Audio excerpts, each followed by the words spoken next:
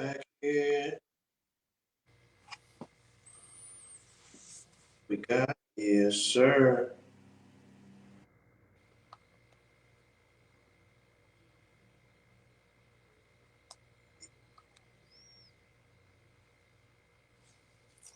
We are live. We are live.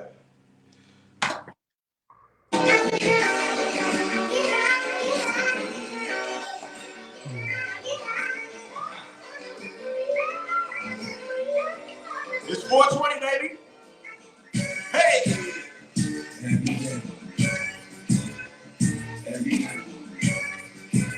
Light us up. Good morning. Light us up. Smoke a lot. Little backyard. All right, babe, let's go. One more. Let's get it. All my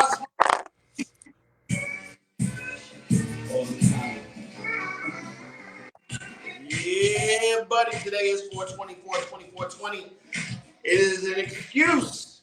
Now, keep in mind, uh, marijuana is not legal in all 50 states. So you can actually get out there and start smoking in the street if you want to. You might have a bad day. You know? If the cops roll up on you, man. But this is Thursday. Good morning with Good Life. Russ Tim Russell is on the check-in right now. Again, each and every single Thursday. I know it feels like this is my show, but this is his show, his podcast that he decided to bring to Radio 270 each and every single Thursday morning. This is why we have kept this thing alive. Is because it's not so much that we need a whole lot of production to do this show. We have the strong personalities to carry the show, so there was no reason to prolong or delay the show. Unlike the Uptown show that has a lot of bells and whistles in it, it has segments, and then of course, you know, the interchanging staff that I keep going through. This is not like that, man. This is an interactive show between me, you, and Tim, and everybody that's on the check-in. Good morning, Trinae. Thank you so much for tapping in. I know you're already going to share this on your page 50 million times. But go ahead. Let's go ahead and tap in. We got a great discussion today. Good morning, Tim. Good morning. Good morning. What's going on? How are you, man? I'm blessed, man. I'm blessed. I'm doing really well. Yeah, man. The last time we talked, man, we dropped a whole fire conversation. Yeah. Lot of personal opinions. We backed it with a lot of facts, but that was the first time the public seen us really passionately talking to one another. They're used to seeing us disagree, but really like speaking from different sides of the spectrum. That was a really talked about show. Yeah. I go back and watch and look at the views and people that it seems like they're picking up over time too. More people starting to catch on. Absolutely. So before we get into, you know what I'm saying, what we're here to talk about, these, I was going to be funny and say these badass kids, but people, when we talk, even if we're making a joke, we are really talking about the human experience. So, you know, please don't be offended. We speak freely on this show. We encourage you to speak freely on this show. I'm back from Vegas, Tim. You know what I'm saying? That was all right. How was it? What'd you do out there? Man, you know what I'm saying? We kicked in for, you know what I'm saying, my baby's birthday and whatnot. So, you know, Vegas is just a place, even if you don't do nothing, you're just around excitement. There's too much to see, too much to do. So we just really went out there. You know, I drank a lot. I ain't gonna lie. Yeah. I drank a whole lot, but and it's a vibe to the people who haven't been to Vegas, especially like around the strip. You think it'll be a lot of craziness and violence, but people are chill. Like they mind their business. They really do. And then, like you said, even if you don't catch the shows on the inside of the casinos, man, there's a show always going on outside somewhere, street performing, looking at the outfits, looking at, you know, just the half naked people and what people have the audacity to wear. It's a sight, man.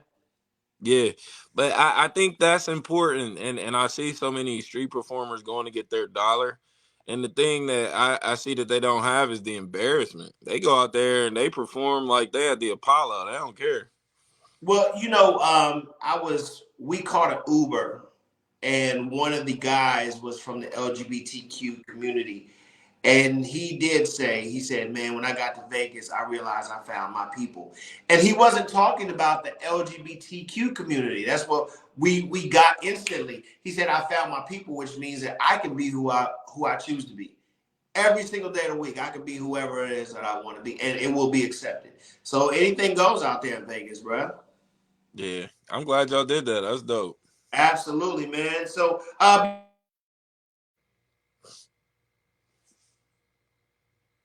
know. Sorry, I'm back. I'm back. Before we also get started, go ahead and promote your book that you have recently released.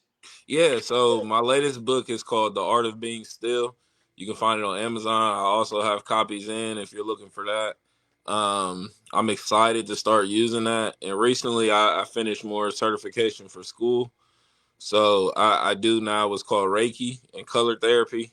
Uh-huh. Um, and it's a type of meditation and awareness of the body. So this year I want to be promoting those two heavy, super heavy. Dope, man. We gotta give you a round of applause for that. Yes, sir. Thank you.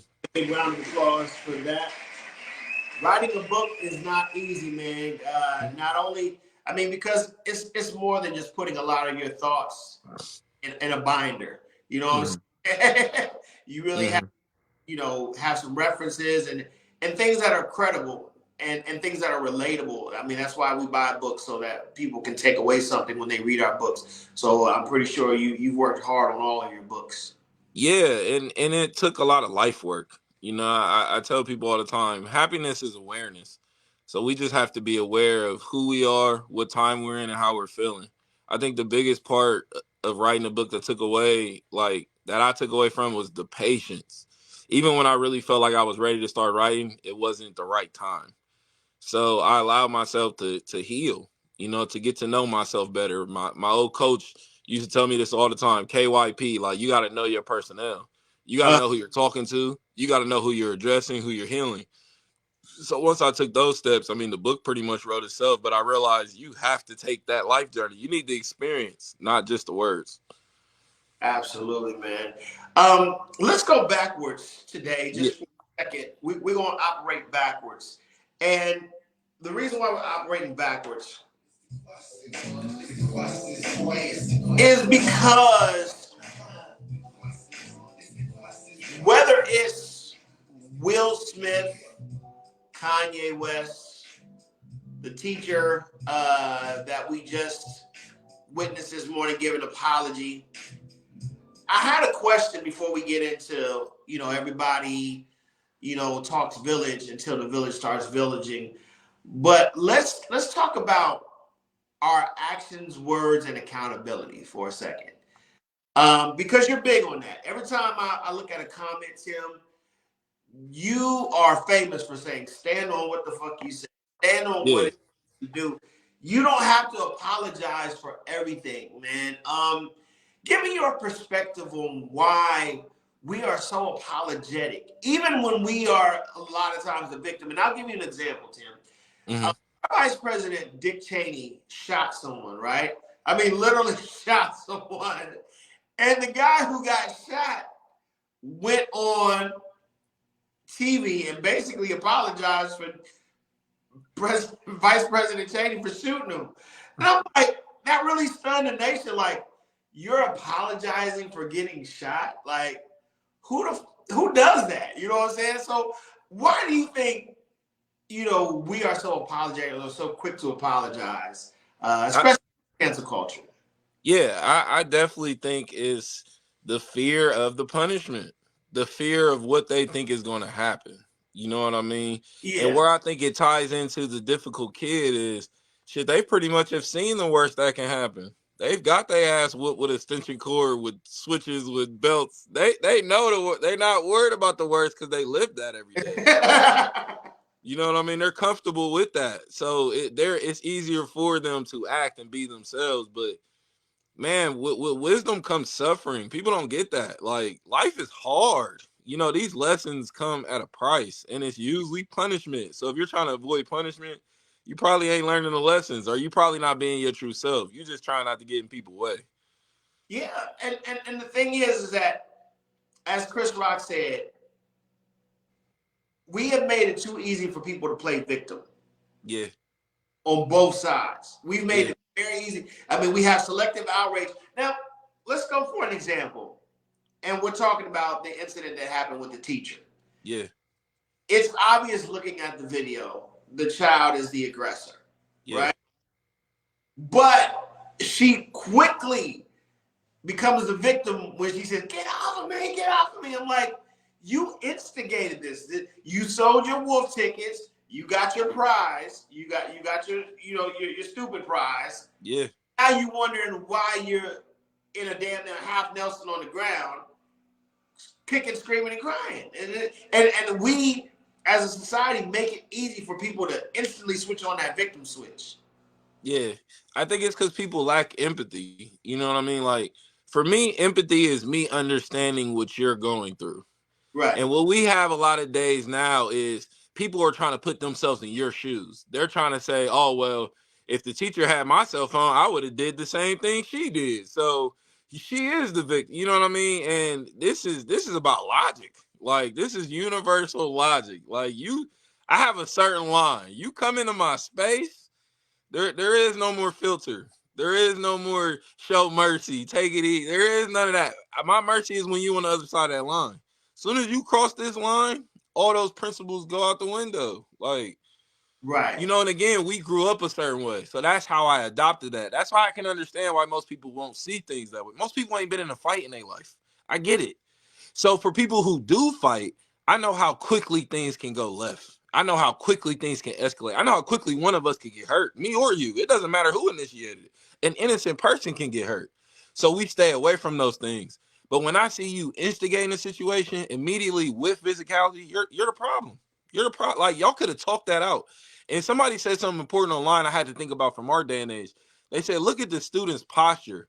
And let's look at the facts, the context. It was a sub. People already don't respect substitute teachers. But let's look at the boundaries. Back in the day, just speaking from my example, when I used to go up to the teacher, I stood on the other side of the desk. I never went behind the teacher's desk to address the teacher.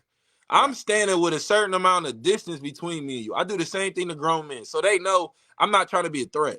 I'm not trying to be the aggressor. I'm just trying to talk to you. You have to do that at a certain distance. If we nose to nose, it looked like I want that smoke. Like, it looked like I want to fight. You dig what I'm saying? So I can't get upset when they defend themselves.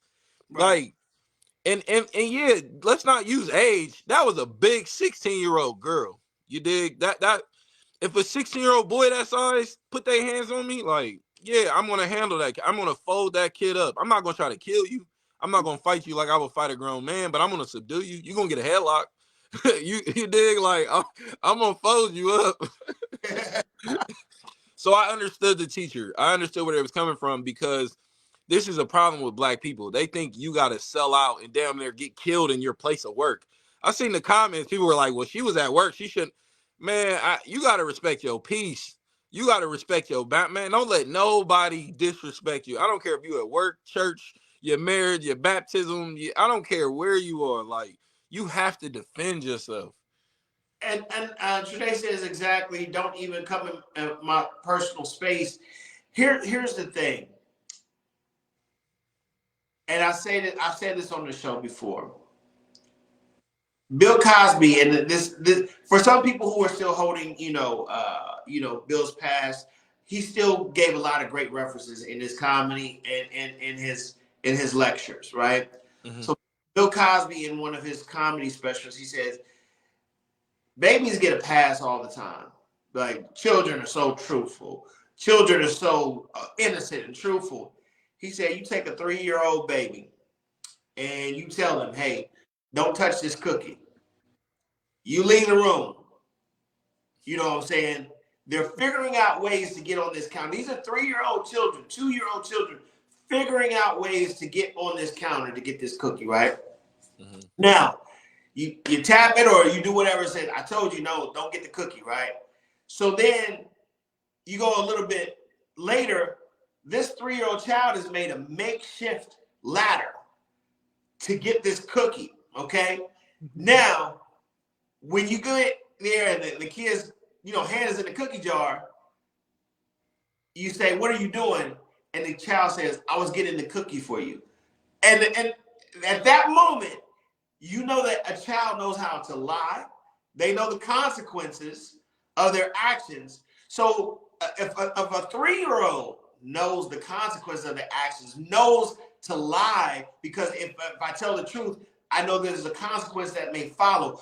What do you think a teenager who is going through adult experiences, who are going through hormonal changes, who thinks that they're grown, they know the consequences. We didn't have cell phones when I was in school, but we had Nintendo Game Boys. We had Sega Genesis gamers, handheld gamers, and the things was getting taken away left and right. Why? Because you're not supposed to be playing a game while class is going on. There were beepers. We didn't have cell phones, but there were so many pagers being taken away because you can't have your pager going off, and then you can't leave, you know what I'm saying, the classroom to go answer your pager at the payphone. So we know that these things are not, kosher when it comes to a structural environment. When a teacher is teaching, you're not supposed to have your phone. You're not supposed to be on your phone. You're supposed to be paying attention. So kids know better. Am I right or wrong? 100% they know better. 100%. And that's why we got to stop acting like when we catch a kid doing something too, like this is the first time they done did it. You know what I mean? I look for habits. That's the same with that teacher. If that student had beat up every teacher she got, this would be a whole different situation.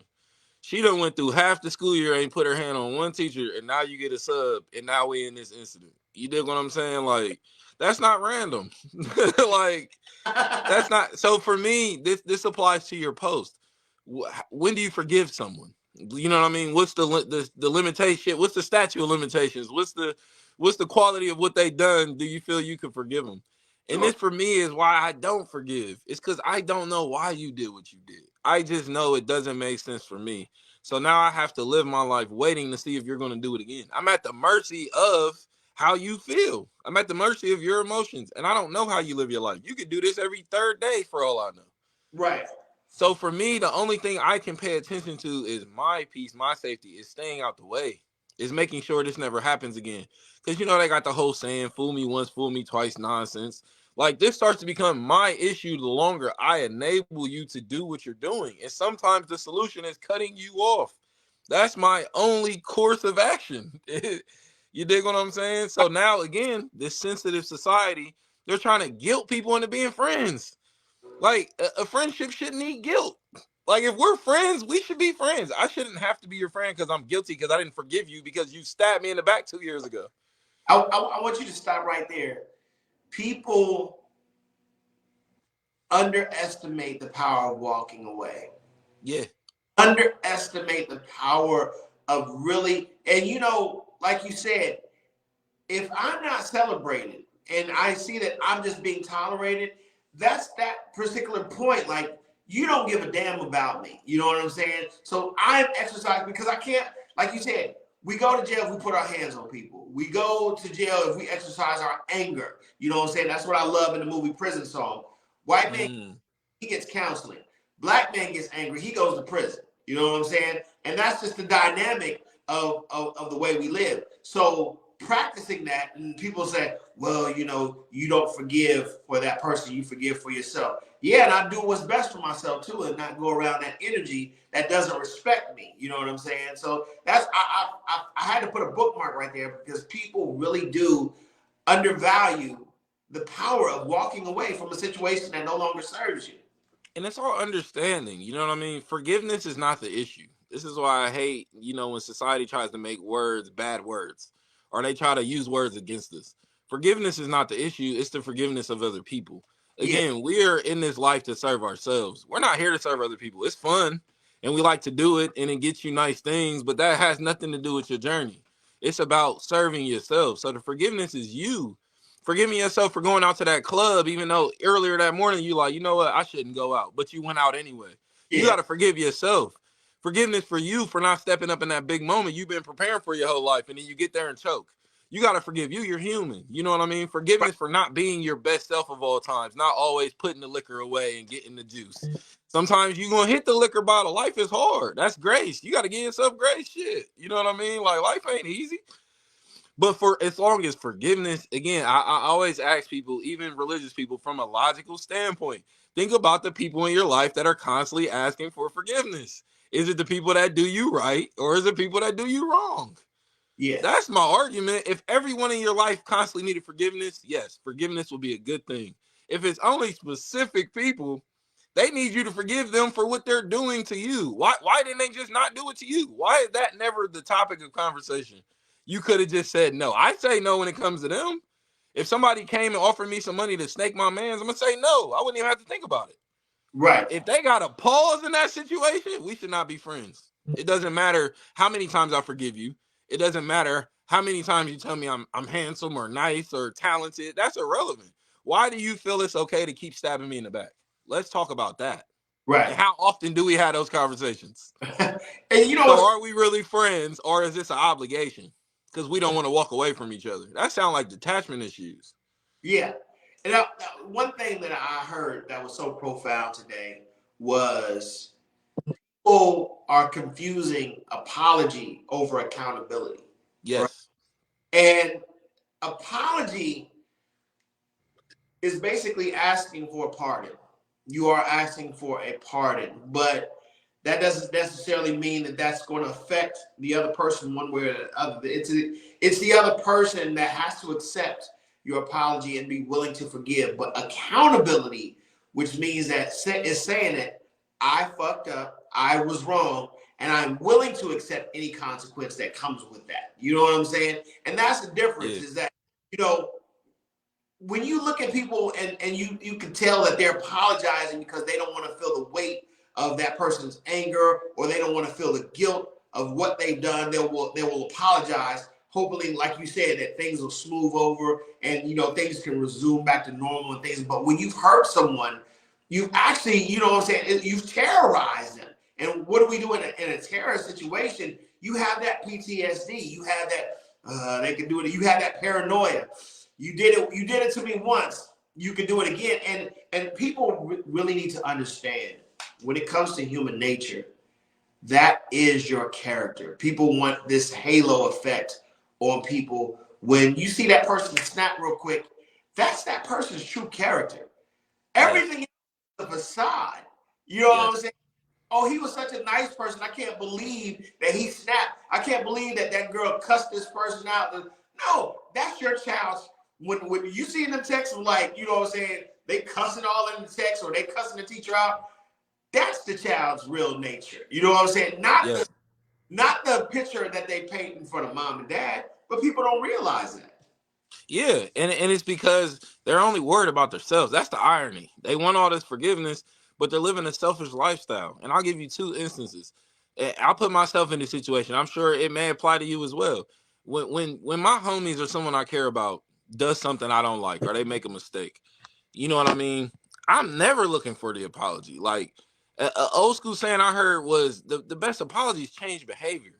Even when they come to me like, yo, I messed up, I did this, I will tell them it's all right. Not saying it's all right what you did. I don't need this begging and groveling and apology shit. Just do better. You feel me? Like, we don't need to do that, because I know your character, I know your heart. I know you're not trying to stab me in the back. You made a mistake. So we don't need to apologize for that. Apologies are for mistakes.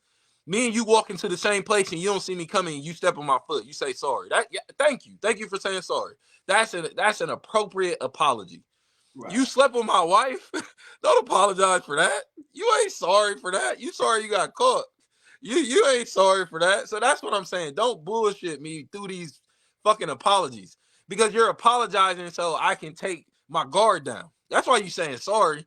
You don't want me watching you no more. You want me to just trust you that you gonna do the right thing, but shit, you don't do the right thing. So now you're trying to reverse psychology me into being your friend. You're trying to trick me into being okay with something I'm not okay with, instead of you just accepting I'm not okay with this. And instead of coming to me every day, yo, I'm sorry for what I did, change. Because what you got to understand, part two now, let's talk about the student and the teacher.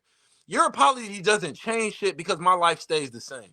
If I'm dealing in a situation with a relationship and they steal money from me and they apologize, my guard is up in my next relationship, whether you apologize to me or not. I'm going to think this person potentially is going to steal money from me. The damage is done. Right. What you've done is already set into me. So you can apologize all you want, but still in the back of my head, I'm cautious that a nigga's going to steal from me because you stole from me. So at the end of the day, now you put a problem in my life that only I can clean up. How are you my friend? What are you sorry about? You dig? Like, let's be adults now. Like, what are you sorry about? Because you're probably doing that shit to other people too. I just was the one that caught it. So you're gonna apologize to me because now you know every time you do it that I see it. That now that's where that insecurity kick in. They're gonna be like, oh shit, he watching me do it. And truth be told, I don't judge. That's why I'm not big on this apology thing, because I have all these other things in place that protect me. I really don't judge people when they fuck up. I get it. What I'm judging, if I were to judge, is your ability to change that fuck up. Are you just accepting what you did and trying to make all these excuses around it? Or are you dedicating your time to being a better person? Because then again, why would we need an apology? We won. You became a better person. I educated you on what I didn't like. So now our friendship is changed. There's new boundaries. Now you have to respect me by these boundaries I set up, not by how we were 10 years ago, not by coming to play Xbox and drinking Henny. Now it's by not stealing from me no more. And every single time you steal from me, it shows me you're a sorry ass person. You weren't sorry for what you did. You're a sorry ass person. Well, here's the thing. I understand the law, right? Mm-hmm. I understand the law. And when it comes to putting your hands on a minor, that is a serious offense. Not only in our judicial law, but in the court of public opinion, it's always going to be frowned upon to put your hands on a minor, right? Right. But as you stated before, I'm not going to allow myself to be violated when these children are making adult decisions. When I heard about these 13 and 14-year-olds that were going on robbing sprees in the south side of Columbus, Ohio, once some of them were caught, once some of the Kia boys were caught, I was saying, yes, please exercise to the fullest extent of the law, because these children made adult decisions. So where does my apology come in at? I understand that, how you're looking at it. I'm a 40-plus-year-old man. And if I put my hands on a child between the ages of 13 and 18, that's going to be heavily frowned upon. But what am I to do? You know what I'm saying? If that child swings on me, and if I swing back, no, I'm not sorry. I'm not. Right. I'm if I choke this child for doing something, because that's just a nervous tick, or that's a reaction. If I choke the shit out of this child, yeah, okay, I'm prepared to deal with the parent that comes with that. That what cracks me up was like, deal with an adult. Bring them too. Because Yeah.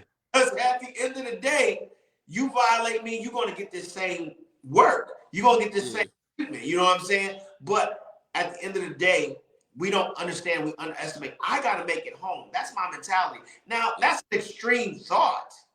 But still, it's a thought nonetheless, that each and every single day when I leave out and go to the club, when that teacher has to go to school, when that cop, let's keep in mind, we have this bad connotation about cops and cops violating our children. But when that cop leaves his wife and his children, he's thinking, I have to make it back home. So if you do anything that will obstruct me, the teacher, the cop, from getting back home, I'm going to have to do whatever it takes to get back home. 100%. And that's why we need context on every single situation, because everything you said is on point. And then let's now examine loopholes. Like, because exactly how you work through is how I mentally work through things. I have to make it make sense. You know what I mean? Absolutely. So the number one line for me is self-defense. It's one of my favorite laws because it trumps all the other laws. So now again, murder, which is against the law, is trumped in self-defense. It depends on the context of what happened. So if I, as a human being, sit down and say, you know what, I could go to sleep tonight if I knew someone was trying to kill me and I killed them, it's going to be easy for me to get in a fight if I feel like somebody's trying to fight me and I'm just defending myself. I'm not fighting this person. I'm defending myself. If it comes to me beating your ass, see, that's what you signed up for. You could have just left me the fuck alone. You may want this. I don't know. I don't know how your life is set up. You may like pain. You got a kink for pain. I don't know. But at the end of the day, all of this again is about me. Am I out here living and doing things I'm comfortable with, things that I would be proud to tell my kids I did, things that I can sleep tonight by doing. And if I can, then shit, what, like you said, what do I need to apologize for? I'm not sorry. I'm not fucking sorry. And I've apologized about things in my life. Absolutely. Was that apology always accepted? No. Was it the end of the world? No. It taught me the apology means nothing. It's the action. It's the intent behind the action. Right. It's already y'all's track history. Is this something you consistently do to them? Or are you typically a good standing person with them in this one situation? Maybe you didn't handle it favorably. We don't need no apologies. I know your character. You don't need to say sorry to me. You made a mistake. Let's move forward. But if you're constantly fucking me over, what is an apology gonna fix? Like, what does that do for me? And Right. if you're not trying to appease me, then again, what are we doing? Why are we here? Because we don't have to talk. We don't have to be cool. But we have so many people who are afraid to be alone. They have to be friends. They gotta be in this group. Emily has to say the apology for all of us to move forward. Like, bro, that's bullshit. That's control. You're trying to control this person's feelings and emotions and state of being. So again, how is that friendship qualities? It's not. It sounds like slavery shit. I've adopted this phrase over the past years. It's called "in the hut," being in the hut together. We're talking about a village hut. So you see what I did. But if we locked in and we're in the hut, there's a creed that we're following. There's a belief system and some things that are in play when we're in the hut together. Now, when we talk about this village, that's what the village is when it comes to raising your child, whether it's co-parenting, because let's keep it real. It's a high percentage of people that are making children together will not be together. Right. And that number is increasing. So now in a co-parent situation, we are the village because you have as much say. In order for the healthy development of this child, they need the father, they need the mother. Co-parent, we got that. Now, in a realistic world, the mother most times will have that child more often than not. Right. Which leaves the dad to work as much as he wants. Let's establish this, ladies. Not all dads out here boning 50 million different women and doing all this and clubbing every night, this, that, and the other. Some of these men just basically they're working or at least setting themselves up for, you know what I'm saying, whatever has happened, divorce, take child support is not cheap. So yes, you have the children the majority of the time, but if that man has to pay child support, especially at these astronomical amounts that they're asking, that man might have to pull 2 jobs. That man might have to pull 3 jobs. So let me get back to my point. The mother is going to have that child most of the time. Now she has to have a life too, which means that she needs a break. She needs to probably go out. So she's probably going to depend on sister, mom, and friend, best friend, when it comes to getting a break, or if there's an emergency, she has to work, things that she needs. So that's the village. That's also the village, right? Mm-hmm. What's happening, and there's a breakdown, is that the teachers are not being included in the village, understanding the boundaries, understanding the creeds. And this is what makes the village work. People always say they stopped. And I know you're going to get ready to jump in, but yeah, it stopped and didn't provide enough information when they said, well, you know, so-and-so's mama down the street could whoop your ass, or such and such at the church could whoop your ass, and when you got home, you was probably getting another ass whooping. But what they're leaving out is that church community had the same creed. If my kid is fucking up, you have permission to whoop my kid's ass because I trust you. We have a relationship. I see you at church. I see how you raise your kids. You see how I raise my kids. You know the character that I'm putting in little Timmy or Sean or whoever. You know what I don't play because you know me from 2 doors down. You know me from being at church every day. You know me from the community center. So this is where the allowance came in, and the village was being formed because the communication, we were all in the hut together and said, this is the principle and this is the creed that I raise my household by. So if you see my son or my daughter operating or doing things outside of this creed or this thing that we do, you have permission to correct my child. And this is where that breakdown is that we send these kids to school to get a break. We send these kids to school to get them out of our hair, and we don't establish that communication. So therefore, the teachers are out of the hut. Teachers don't know that Shaquanda is going to flip out if she gets her phone taken away, and what protocols need to be in place when Shaquanda acts a damn fool. And I'm not meaning to stereotype or call any type of black sister Shaquanda, but I'm just making an example. Yeah, I get it. You know what I mean? Yeah, I get it. And I definitely agree with you 100%. I think what happened, though, was outside of all of our heads. I think the times just changed. You know, we got to keep in mind back in the day, they needed each other. You know, they couldn't Amazon Prime a cup of sugar. Like, you had to talk to your neighbors. You know what I mean? They didn't have money to go get a lawnmower. You gonna borrow that motherfucker from up the street. Like, you know, so but the part that worked with them, everything you said is on point. The part that worked with them is they made it their duty to be a part of a village. That's what we lost. And we lost it because of all this convenience. So where I do agree, as parents, we do need time off and we need time to ourselves. We got too much fucking time to ourselves. And that's how we start losing the village. Because now grandma don't want to be a grandma. Grandma got to have a life too. But if it's good enough for mom, why is it not good enough for grandma? Why does big mom got to raise all the kids so mom can have a life? So grandma start having a life. Like, well, shit, grandma can have a life too. So if mom having a life, grandma having a life, dad having a life, who got the kids? You know what I mean? And back in the day when the neighbor could whoop you, these were neighborhood conversations we were having. There were groups of adults talking about the kids' behavior and grades, but also where they excel at. Nowadays, it just seems like adults come together to punish the kid so they can get in trouble. You know what I mean? Another reason why we lost that village, because the adults that were giving the demands weren't even living this godly fucking life that they try to make us live. They try to hold the bar that we had to live up over. And they were crawling under that bar. They were coming nowhere near to getting over that bar. Again, this is the generation with cigarettes in their ear who pushed DARE and told us not to do drugs and smoke. You can't have it two ways. See, that's the problem with village. People want it two ways. They want to have to be the good person in the village, but they always apologizing for some shit.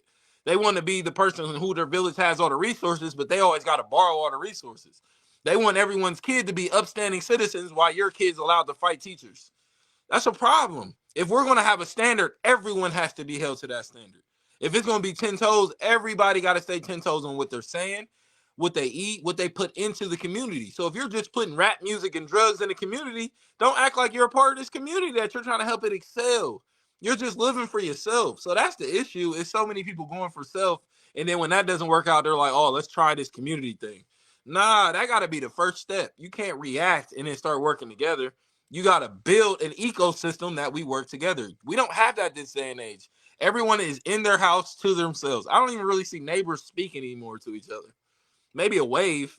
Right. And I understand, because, I mean, I don't want this to sound like it was an experiment, because I wanted this. But when I initially got divorced, I wanted my kids. You know, so I was like, hey, go live life for a second. Let me see what this is all about. Because by the time I turn them back over to you, I want to know what the pressures are. Getting them to school, cooking for them, having to work all day, still having to come home, cook, pay the bills and stuff like that. So for at least about 6 months, that was it. You know what I'm saying? Like, these are my kids all through the summer. And I had them the first 9 weeks of the semester. So I had them all summer, first 9 weeks of the semester, all me. And I understand. I totally understand the need for a village, because there were times where I had meetings and, you know, Diggy had to go somewhere and do this, that, and the other, you know. But I still established what to do in certain situations. So if you have a problem, call me, because I may not want you talking to my child like that. But you put me on the phone, different. Diggy, don't make me come up there. Yeah. And if I do, it's gonna be a problem. You know what I'm saying? At that moment,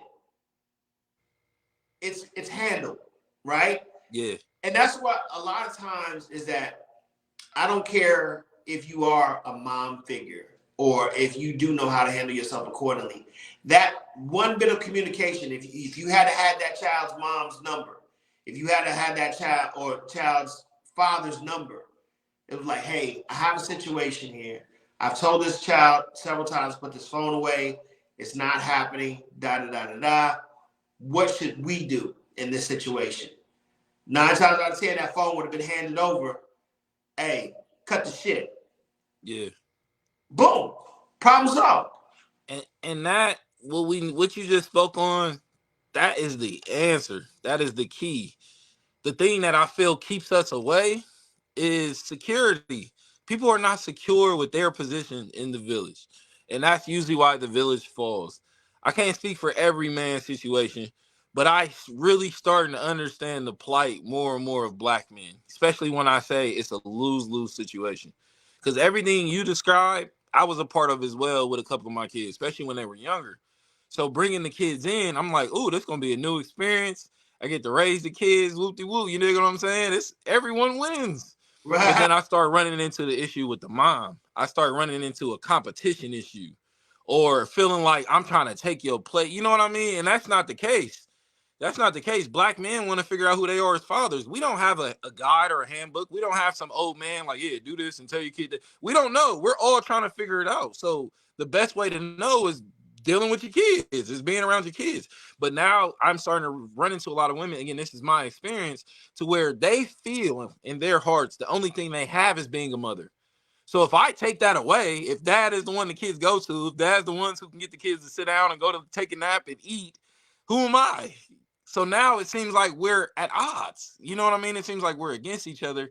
And to me, that is the programming of society. That's what the country wants us to think, we're against each other. This is a group effort. It takes a team to raise a child, let alone a village. It starts with a team. They have to know they have multiple people with their best interests. And we're moving away from that because people are trying to seem like the superior parent. This is not a competition, people. And I'm sorry that, and this is, I want to go by what you said, and this happens on both ends. Mm-hmm. Parent has new person, said new person in their life, whether it's father has new girl in their life, mom has new person. It's a conflict, and this is where everybody still needs to come together, know one another. Anybody that has an interaction with this child on a continual basis needs to know each other, because basically when the conflict happens, no one is going to know what to do when this child is in crisis. And we need to lock in on that keyword crisis, because kids are going through an identity crisis every single day. So when Joy doesn't want to act like Joy today, she's going through a hormonal change, she wants to flip out on everybody, but she happens to be in the home of mom and new boyfriend. New boyfriend either says something or doesn't know what to do because she's flipping out on new boyfriend. Now dad wants to fight, you know what I'm saying, new boyfriend, but they don't have that communication together to say, okay, we all know that Joy acts like this. You know what I'm saying? So what do we situation? This is where the village needs to come together. I don't understand why, here's the point I was going to make. Mm-hmm. In that co-parenting situation, outside people should encourage that co-parenting situation. They should always encourage that, because like we said before, mom may be able to say something, but dad can enforce it. Right. And that child understands when my dad speaks, it's time to buckle the fuck up. 100%. And that's where, the outside can't interfere, but they need to be included. So when dad can't get to a certain place, him and new guy have an establishment, like when such and such, you're that person, you know what I'm saying? Because if you put that person on the outs, now that child can pick it up. Oh, I can run over him. Exactly. Or I can run Exactly. for her because that's not my mom. That's not my dad. But And that goes two ways. I love that you said that because that goes two ways. And I hate to always bring the extreme to my situations, but I've even had to remind people like kids have been left with the step parent and killed, and something happened to them. You right. know, so that goes both ways. We have to have this conversation in the beginning. Yo, let's lay it on the table. Can step parents whoop our kids? And let's have that conversation. And let's everyone be honest and how they feel. And this is not to say we have this conversation, we just move forward. We have to analyze what we're discussing. You dig what I'm saying? Now, to me, this is your interest is in this village. So now, if you're dating someone who doesn't fit in along the rules with our kids, you have to break up with them straight up. Or you can't sit here and tell me you got the kids' best interest. You're full of shit. You have your best interest, but how does that help this village? You dig what I'm saying? Everybody looking out for themselves, this shit gonna fall apart. We gotta all be covering each other. These conversations we have to have up front. It has to be reciprocation. This is the issue I used to run into. Oh, any new woman you date, I gotta meet. But you don't gotta meet the men I date. Oh, fuck that. Fuck that. I don't really have a preference in this world, especially not in a relationship. I don't have a preference. My preference is equality. So if you feel it's good enough for you, it better be good enough for me. If you feel you need this, you better be giving that shit to me.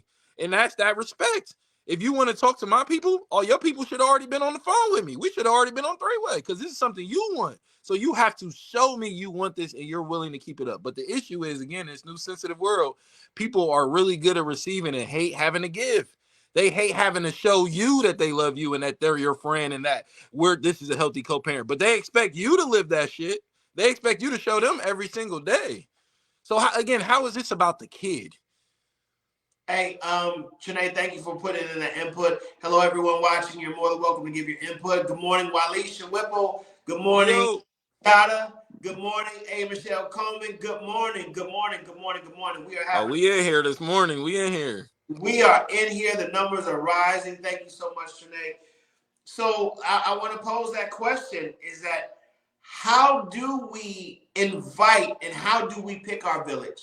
Good morning, Adara. Good morning. Thank you so much. How do we pick our village? Because mom does have to have a life. Love Yes. stop for mom, right? So she must first pick out her new love. She must first pick out somebody that's qualified to say, okay, this is how me and this child's father raises the child. Now, do you comply? Is that a good word to say, comply? Is that a It is. Complying is submission. There has to be some type of submissiveness in your relationship on both sides. So yeah, Sinead said comply. that last night. She did say There that. has to. There has to. Because that's your respect for them. Ooh, that's dope.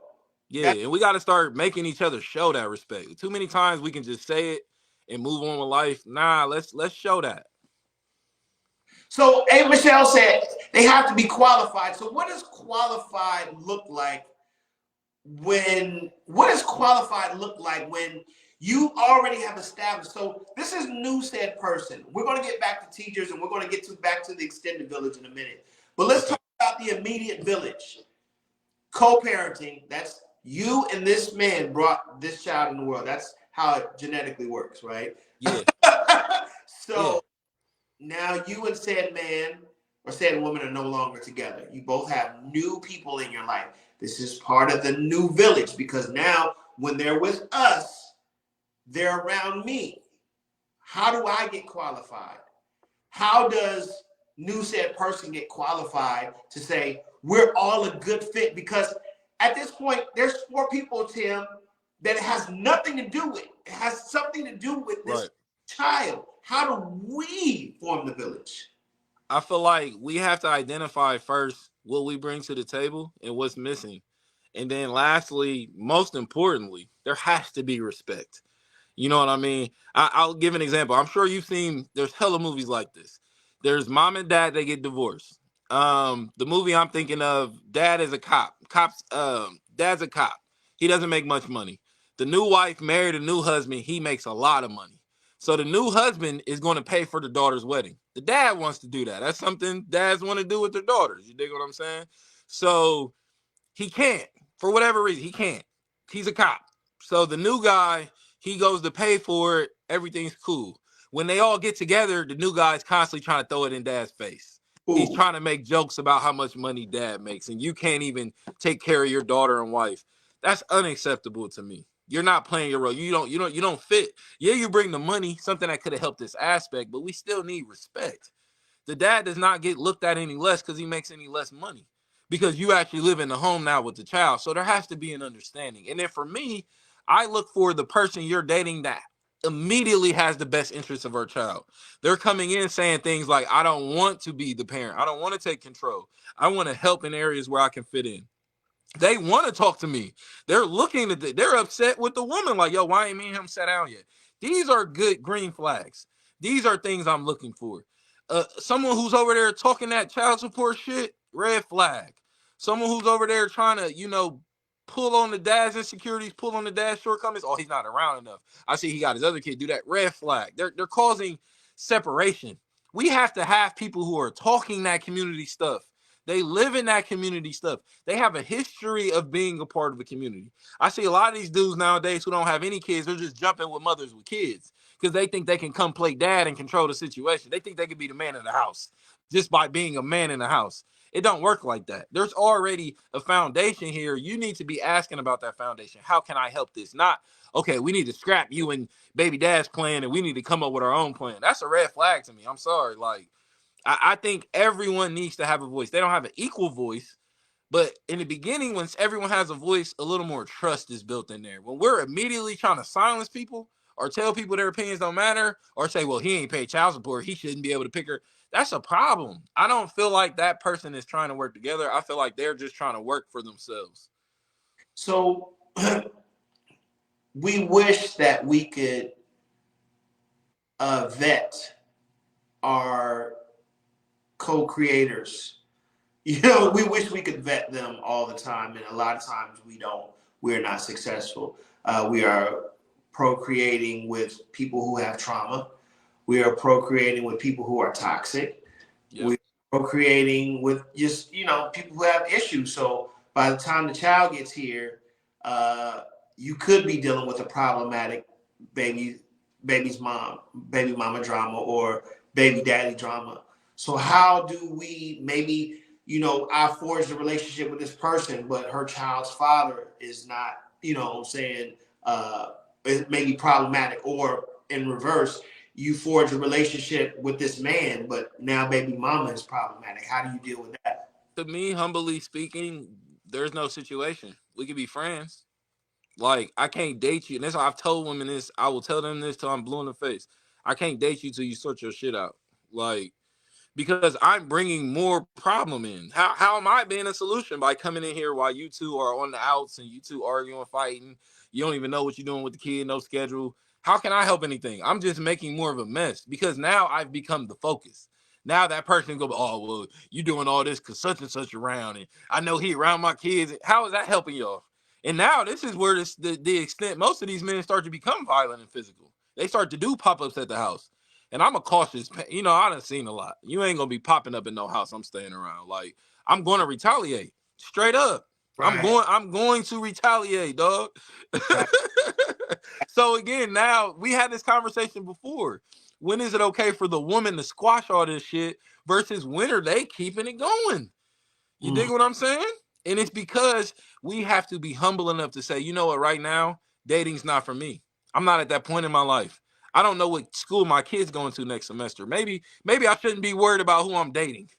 I don't know where we about to lay our head down in 2 months when this leash is up. Maybe I shouldn't be worried about a relationship. But now that makes me believe this is why they're in the relationship. Somewhere to lay their head down and a bully to come punk your baby dad. Bro, I've told so many women that I'm not your bodyguard, bro. I'm not your hitman. I'm not your hired gun. I'm not here for that. Right. I'm not about to crash out because you and him having an argument. I've been in a club with people I used to deal with and the baby dad in there. These two got in a fight. I'm at the bar sipping my drink. You hear what I'm saying? And these two fight all the time. Bro, this is what y'all do. I'm not getting it. That's not my business. Right. So if you wanted to make it my business, you got to deal with that before we even build a union. We can't build a union on top of no bullshit and expect it to work. Come on now. We all hurt. We all traumatized now. We all bullshitting each other. So for me, grown-ups, Yo, adults, see, people get these apartments and cars and jobs, and now they an adult. An adult is handling your responsibility. If you know you have a misunderstanding with this man, come to me as a woman and say, you know what, I really would love to date you, but I can't date you right now. Not until me and Tyrone get whoop-de-whoop situated. And then I hit your phone. Hopefully you still single. That's humble. But trying to force me in to force him out, that's some bullshit. Because what's making me think you ain't going to do the same thing to me in 5 years? Man, we got A. Michelle that says we have to have the same mindset and respect. Janae says trust, respect, and best interest, which basically means that we all have to have a conversation and be honest. Yes. That's what I'm not hearing enough is Yes. be honest with yourself. I know, loneliness is a factor a lot of times. We want to have somebody that helps share the weight, especially if, it's a struggle. One woman she admitted, she said, I wanted to get a man for financial, to balance this shit out financially because the baby's father wasn't helping out. So once I got this man in my life and I was able to balance things out, whether I liked the relationship or not, I was able to breathe financially. And it was dope that she was that honest about it. You know what I mean? She did eventually like the guy, but her main benefit was to share the financial responsibility and get those benefits on the side. You know what I mean? But that honesty. Drea says, yes, mutual respect is fundamental. Walisha said child support a red flag. Being on one accord is a good green flag. And I want to pause right there. I asked to be put on child support. I did. In a situation where I didn't realize what I was getting myself into. I mean, I would have retracted that had I known how ruthless and vicious that system really is. But I wanted to do right by my children and because my job situation was so volatile. I just wanted to make sure that the babies, my ex-wife knew that I wasn't fucking her over. You know what I'm saying? But in hindsight, I wish I hadn't done it. Because that is not, especially his benefit. Yeah. And it's a one-sided beast. That's the problem with child support. It's not that I'm sure it doesn't work for 2% of people's situations. It's a one-sided beast. That's the issue. It's all this emphasis on the father paying. That's it. Yeah. They don't care about nothing else as long as you make that payment. I see women post their freaking receipts of what men owe online. Like, that's messy behavior, man. Like that. What does that have to do with anything of the state of this man as a father? You trying to tell me now he a deadbeat because he don't make child support payments? How do we get to that understanding if there's not a war on the black man? Everything we try to do that's positive, they demonize it. They criminalize it. They turn it against us. There's more black men in homes than there's ever been. There's more black men in homes than any other race. This is known fact. This is documented by the government. So as people, why can't we look at each other that way? Why? Why? You dig? That's my question. Also, is that what is not being taken a look at is the mental health when there is a divide. When I say the mental health of the male, it's like one of the mental challenges that I was going through is that I never thought I would be in a house without my children. And I was suffering mentally for them. You know what I'm saying? Nobody took that into the account. So that also played an effect to how I was performing on my job, how I was performing in day-to-day life and functioning in life. Because, you know what I'm saying, when you're used to being a father of 15 years, when I split from my child's mother's mother, one mom, they were 15 and 16 years old. So I have to process, I don't have my children in my home. This is why I wanted them, because I was hell-bent on being a good father, a great father. So people don't realize that when you're not performing on your job, that affects your job. Now I'm switching jobs, and now I'm getting behind in child support payments. These things are happening, but nobody wants that excuse. Oh, you don't have this money, It's like, where does my mental health come into play? Yep. Where's our outlets? See, that's my problem. We just get one side. All right, man, start paying child support. But shit, what if they can't? What if they're tired? What if they hurt? What if they in the hospital? And you never see contingencies or backup plans for those scenarios. What if they just went through a divorce? Those are expensive. A lot of people haven't been through them. They're expensive. My bills are still expensive. I still have to pay my own bills. I still have to do my own life. You know what I mean? But on the flip side, and I will always give the objective. Uh-huh. I was speaking to my spouse, and we both agree that moms don't get a break. You know what I'm saying? They really don't get a break. I mean, whether they're depressed, sick, or anything like that, they have to keep functioning. You know what I'm saying? If they're sick, that's how we'll see their mom on their sick. Mom, I'm hungry. You know? Yeah. And it's nobody wins. Can I play devil's advocate though? What are we taking a break from? You need okay. And I mean the specifics. I mean in specifics, not like paying bills, not sitting in the house with your kid, not making dinner, but like what are we taking a break from? Okay, so I will have to be objective here, Tim, and this is where the conversation is getting good. It is stressful when your kid may be acting out all day. Uh-huh. You still have to go to work. Maybe you work 8 hours a day. Maybe, you're on your feet, or, what I'm saying, you're just dealing with a lot of stress. You still have to get home, do that meal prep, cook. That child may have been acting up that day, so you might have to deal with a few teachers. You may be the family counselor, so the family is dumping on you as well. You know what I'm saying? And you're dealing with all this mental stress, and it's just like your body can actually break down. So let's say your body actually breaks down and you are stressed out. The need of that child still comes before even you. So when we break, it really is a mental break, because it's like, God damn, you know what I'm saying? All this shit is coming at me mentally, and I don't have time to process this. Yeah. I'm more looking at it from a logical, psychological standpoint. A break would imply that you went to work, correct? That you were doing something. So for the parents who aren't doing anything, what are you taking a break from? And we're talking about the ones who get McDonald's every day for their kids. You're not cooking anything. The ones who you're not cleaning anything. You don't even talk to the kid. So we can't talk about the emotional draining from conversations and growth. What are you taking a break from? The kid is raising theirself. And that's most kids. Or are we going to argue a lot of these parents are good parents? You got a point. I'm just asking, because the more I look at my local news, there's kids running away and missing more and more every day, every week. The more I get on Facebook, there's kids missing.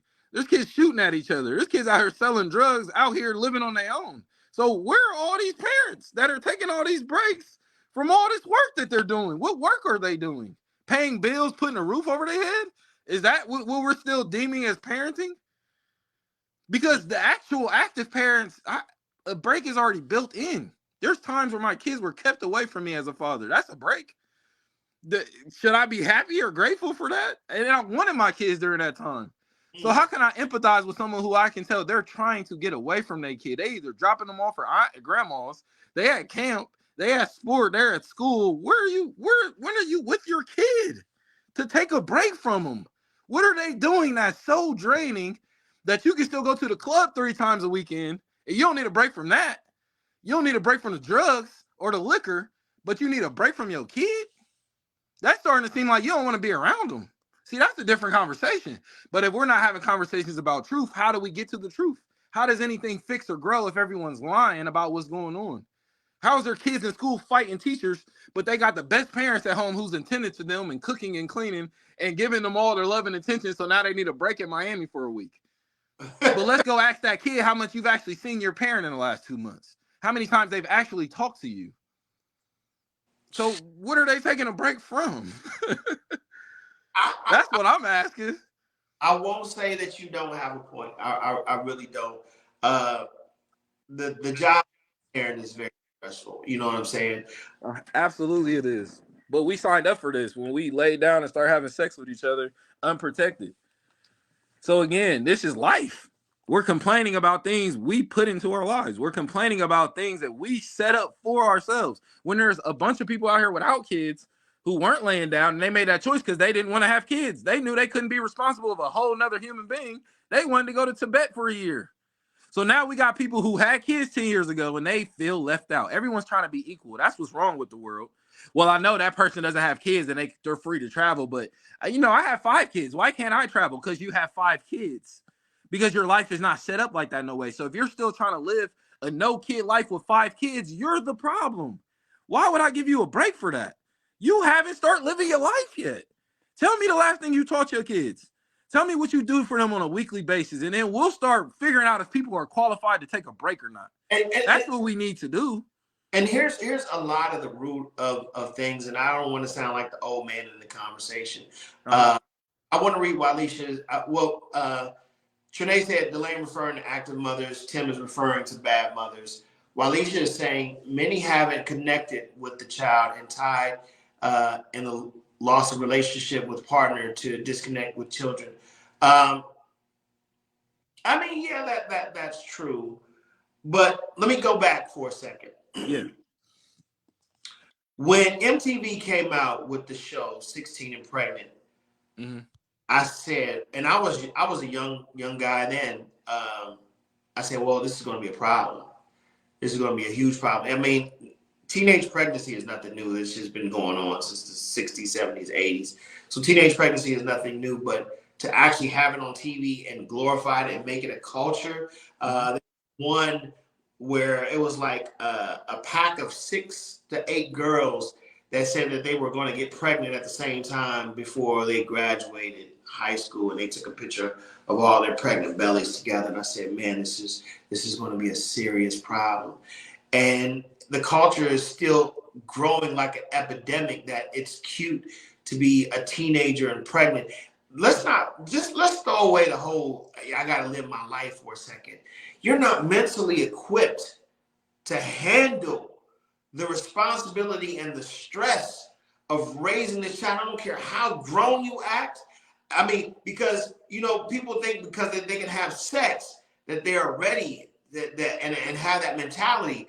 But a 16-year-old to even a 20-some-year-old, early 20s, you're not equipped yet to handle the stress that comes with that, let alone financially capable of handling that responsibility. So yes, you need a break because that shit is stressful. You didn't realize that Pampers was $10 and little Timmy was going to go through them every day and a half. You know what I'm saying? So now that's money being siphoned from your party money.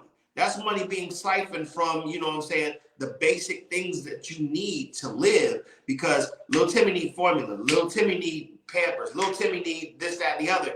And like you said, if you're a mature enough parent, you have mentally prepared yourself that this child comes before me all the time. But you have these children who already have this selfish mentality that says me first. They're still in the me first situation.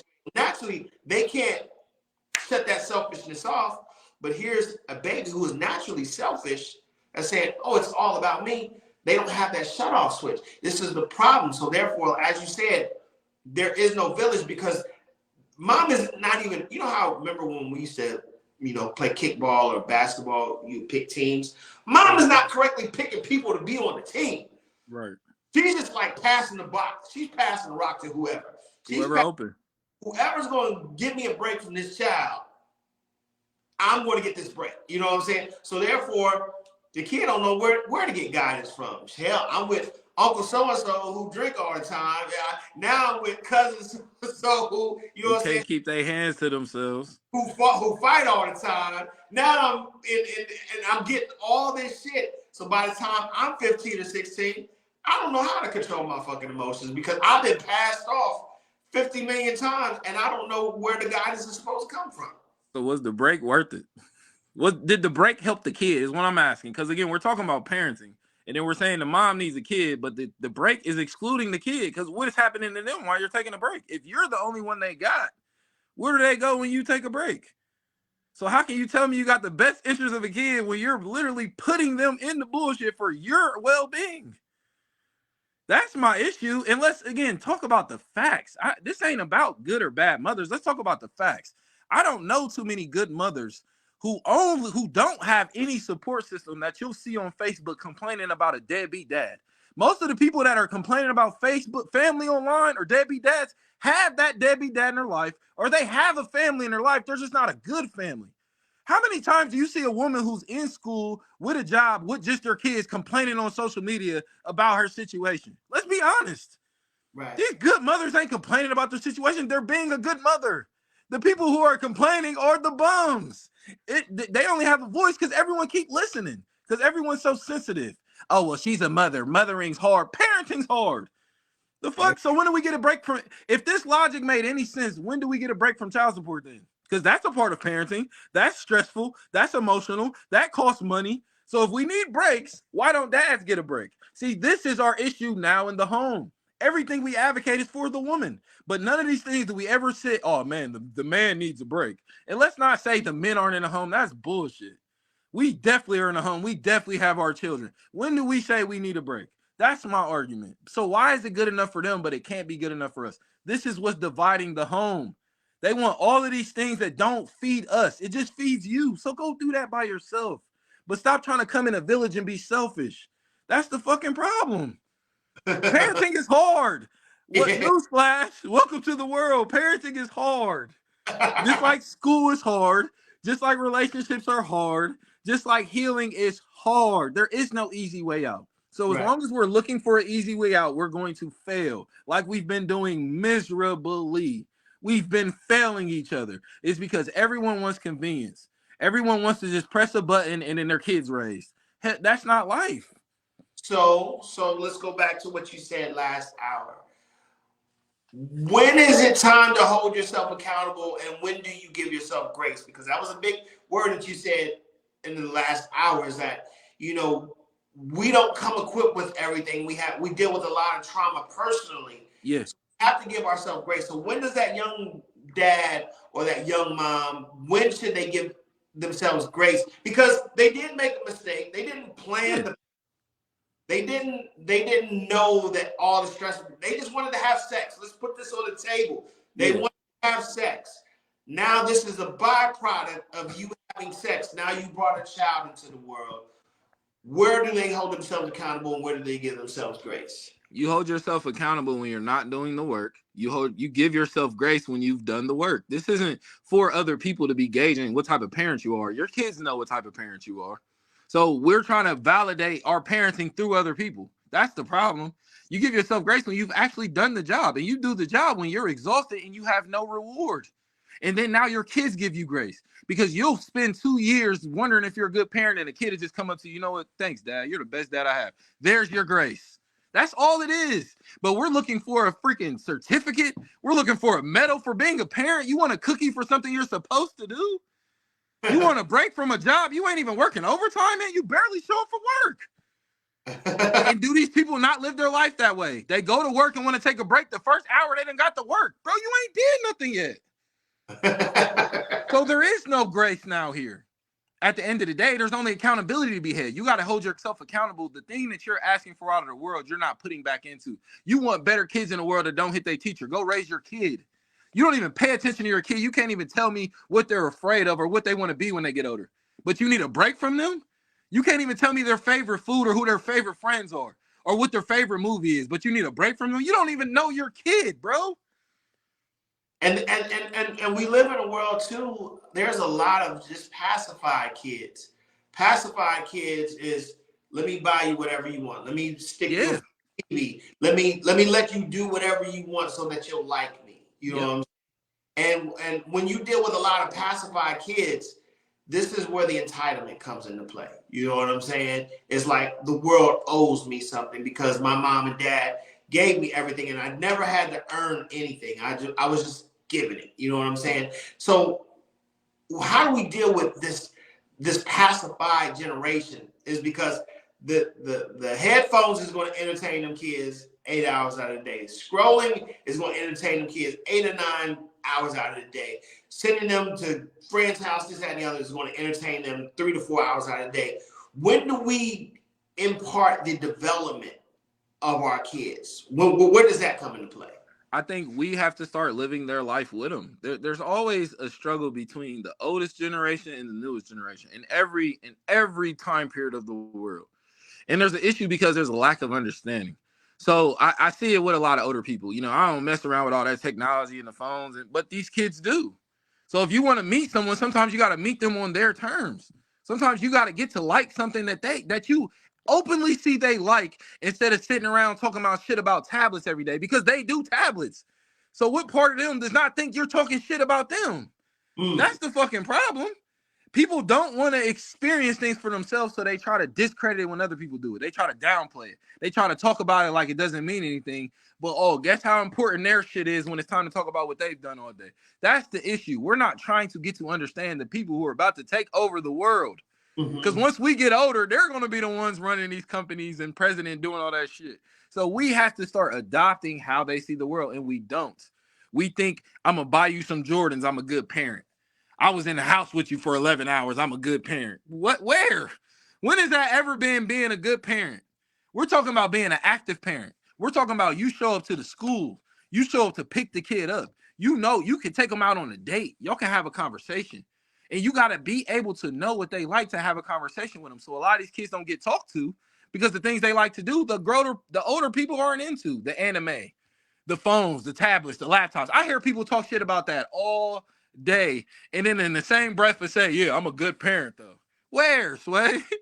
Each kid is different. There is no one way to raise a child. You have to raise your kid. So if you don't even know them, I guarantee you're not raising them. You may think you are, but really what you're doing is just hoping your kid becomes Barack Obama, so now you can validate your parenting because you have a good kid. But you won't want to be held accountable when they're deemed a bad kid. You're going to blame them or blame the teacher or blame society.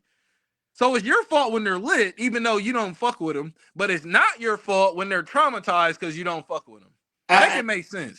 And you know, what's so funny is that I've been transparent with you on a number of occasions. One of those transparencies that, you know, my child openly told the world was that I was very involved, almost too involved. You know what I'm saying? But it was a lot of the projection of not wanting them to go down the road. So I took a very overprotective approach, and what I thought was doing a great job. I thought I was a great father, you know what I'm saying?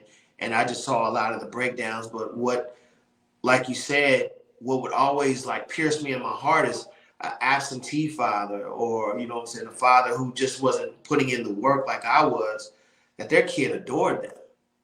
Their kid fucking loved them. And I'm like, how did, you know, I almost, you know, we're human, right? So I almost like, well, I should have just fucking left.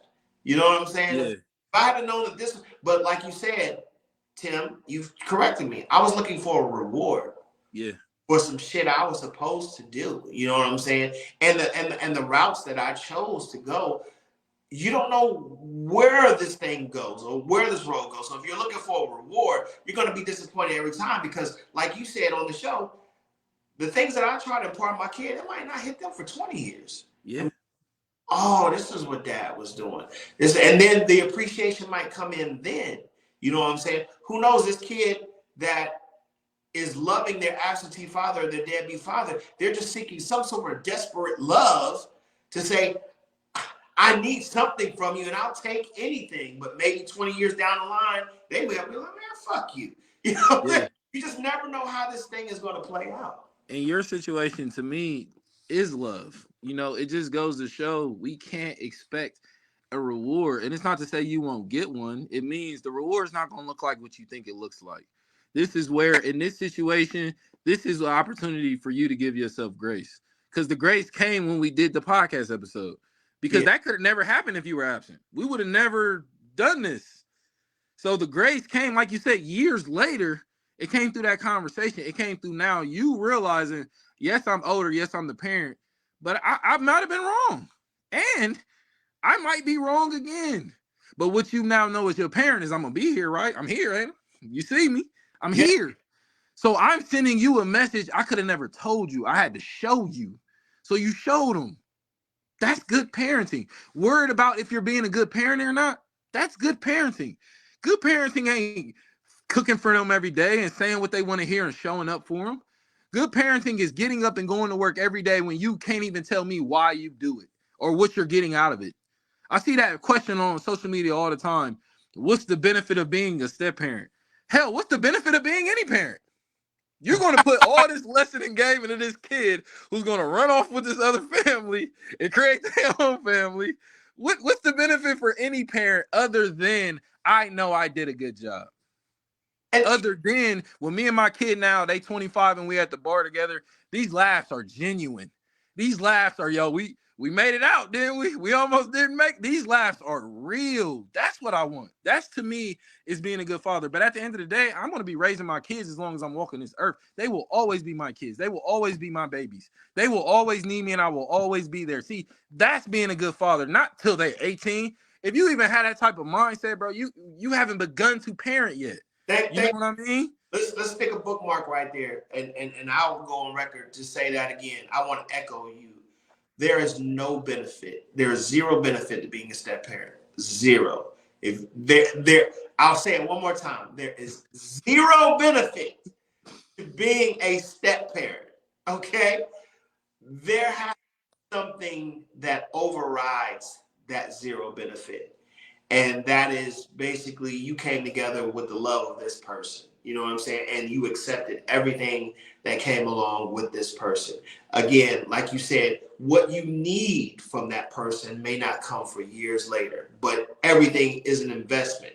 Zero benefit, but it is an investment to say that, you know, maybe God did put you on that path to where that biological parent may not be able to fulfill that need. Or maybe that child does need to see a healthy love that is being passed to their mother, you know what I'm saying, that will end up causing the development of that child. But you don't see that benefit. So anybody looking to say, or people looking to condemn a Kevin Samuels or a Dr. BOA when they come on these podcasts and say, oh, there is a zero benefit to being a step parent. They're absolutely fucking right. Yeah. Zero benefit to being a step parent. Yeah. And at the end of the day, that now again creates the need for the conversation. You know what I mean? I'm not saying, because I don't know this person that you're dealing with who doesn't have children. But as a father, as a person who has children, that raises some questions in me that you're dating someone without kids. Because now I'm wondering their intentions behind this. You know what I mean?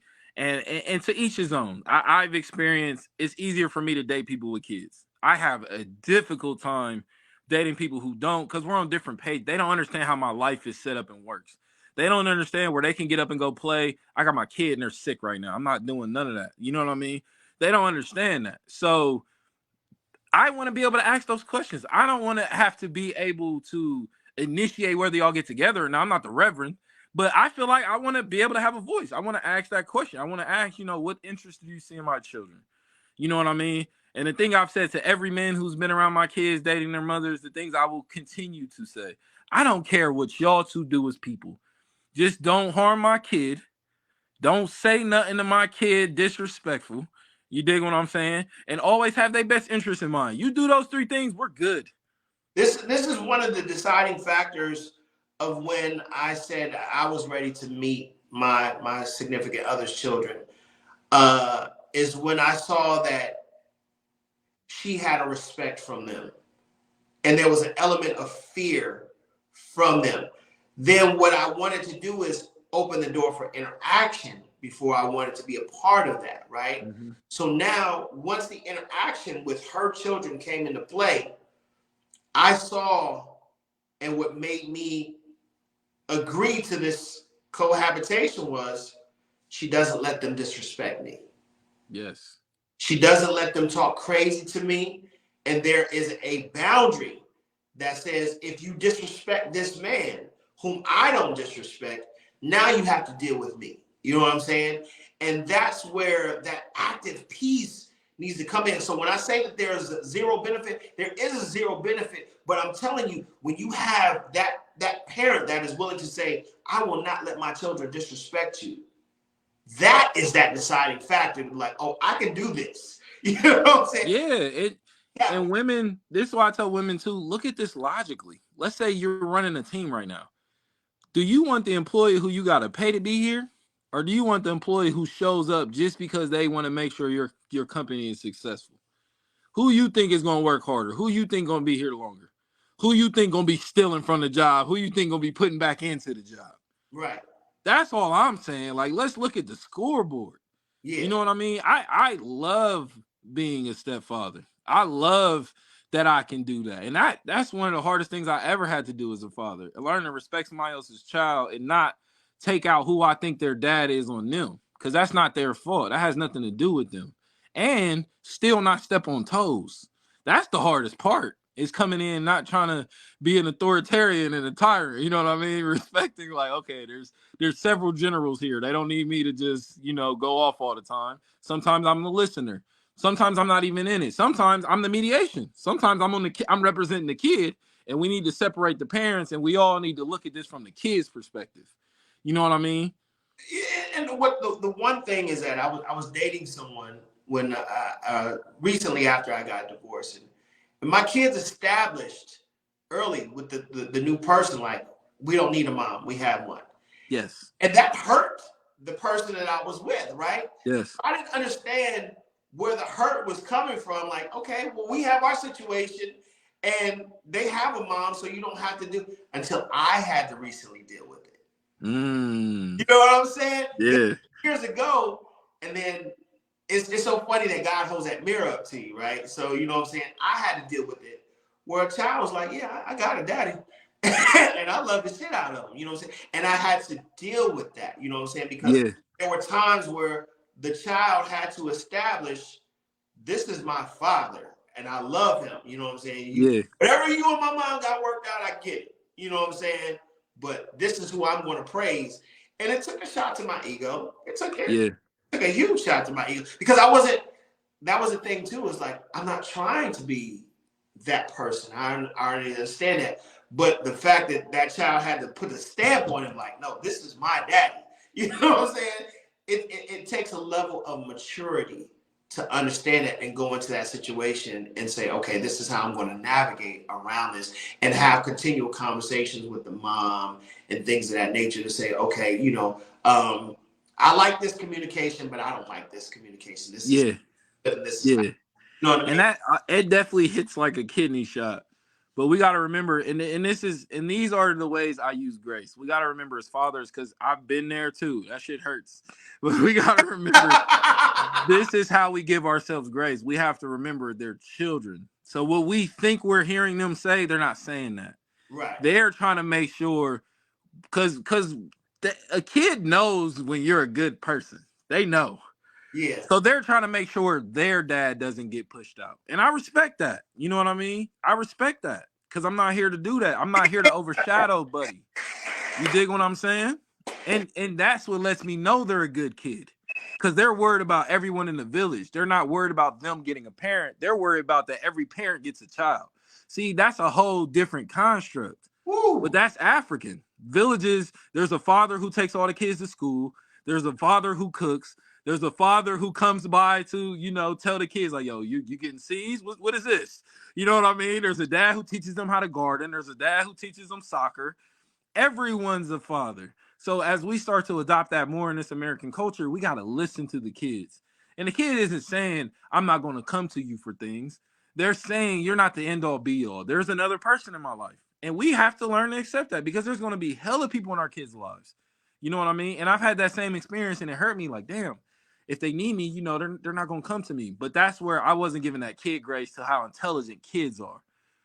I gotta give you another round of applause for that, man. Another round of applause for that. And the reason being is that me and that child's relationship has come full circle. You know what I'm saying? It has come because, it's natural for a human, not a male or woman, to be petty and be like, oh, that's your daddy? Bet. But to think outside of yourself and say, you know what? You're right. Whatever you need me for, I'm here for.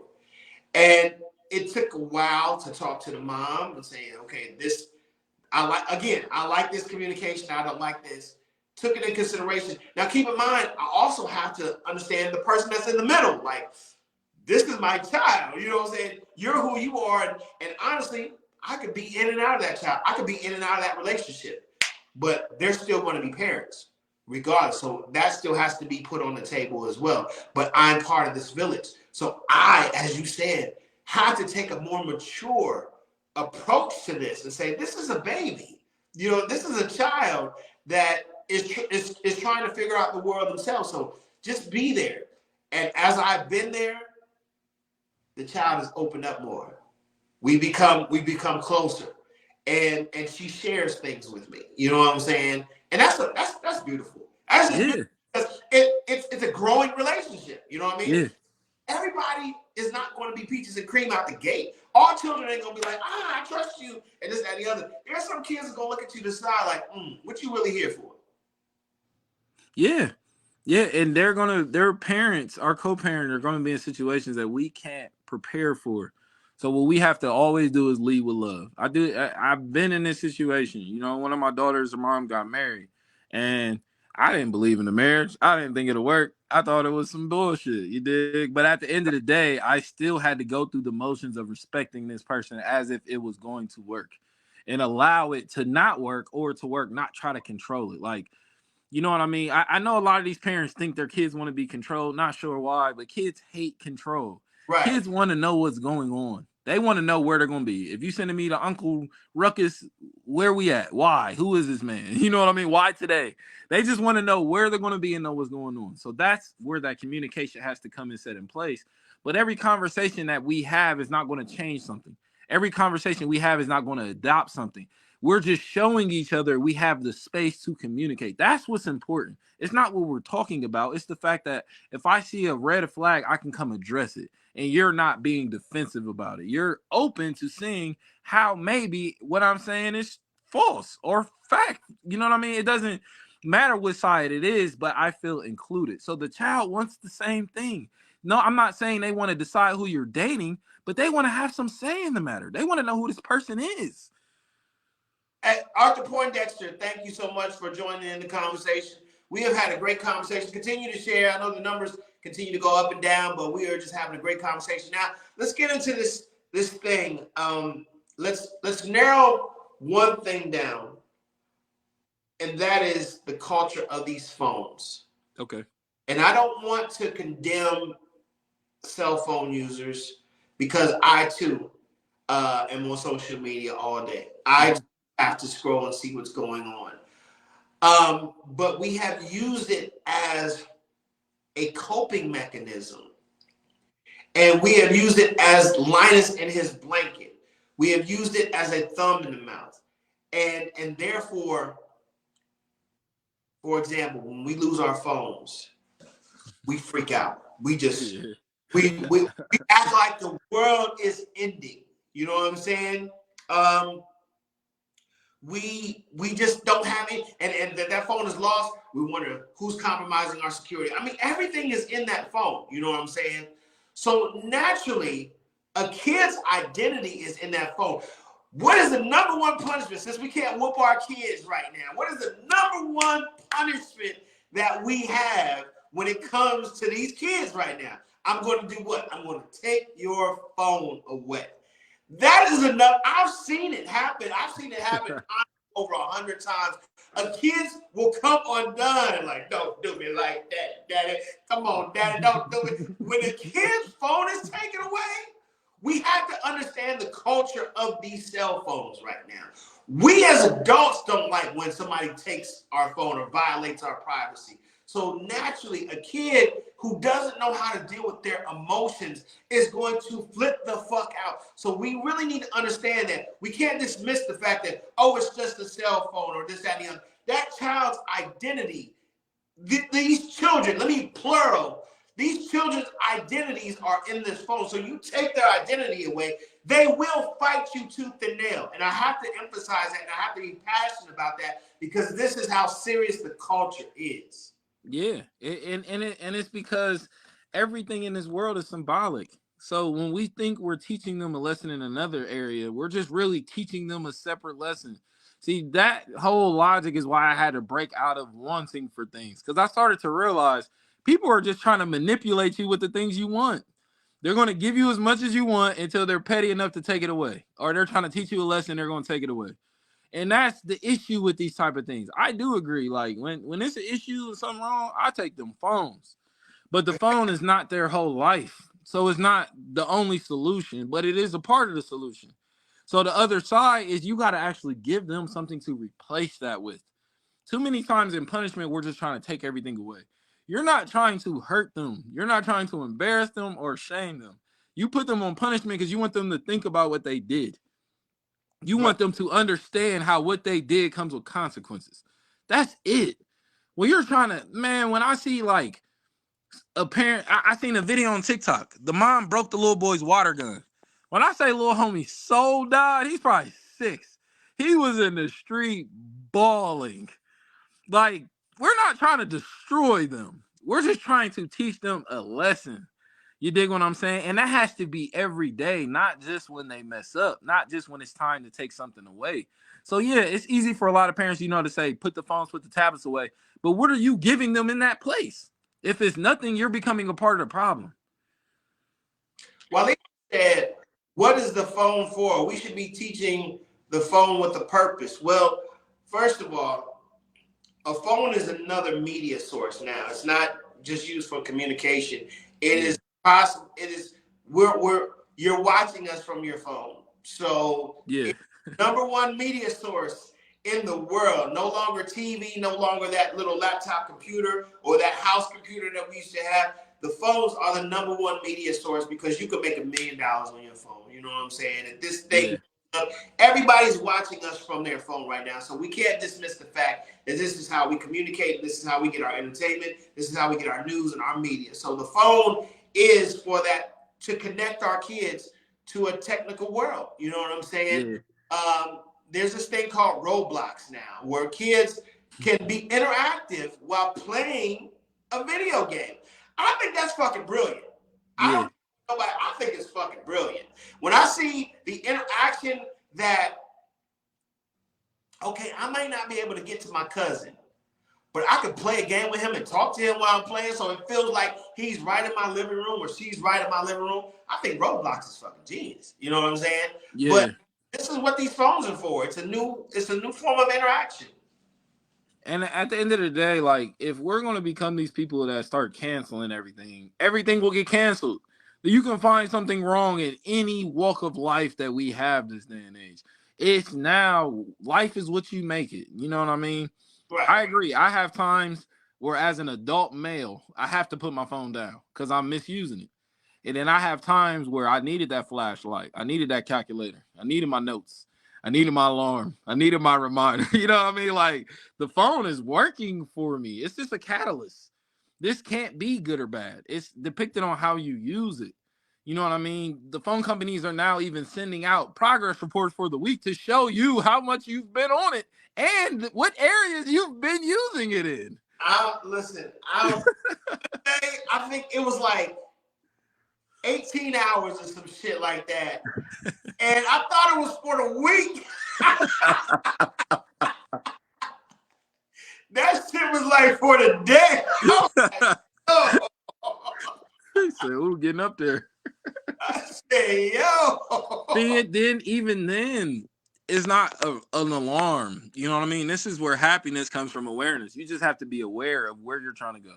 If it's only 12 hours a day, you got some work to do. If it's 20 hours a day, you've been doing some work. You're making progress. This is what I mean by give yourself grace.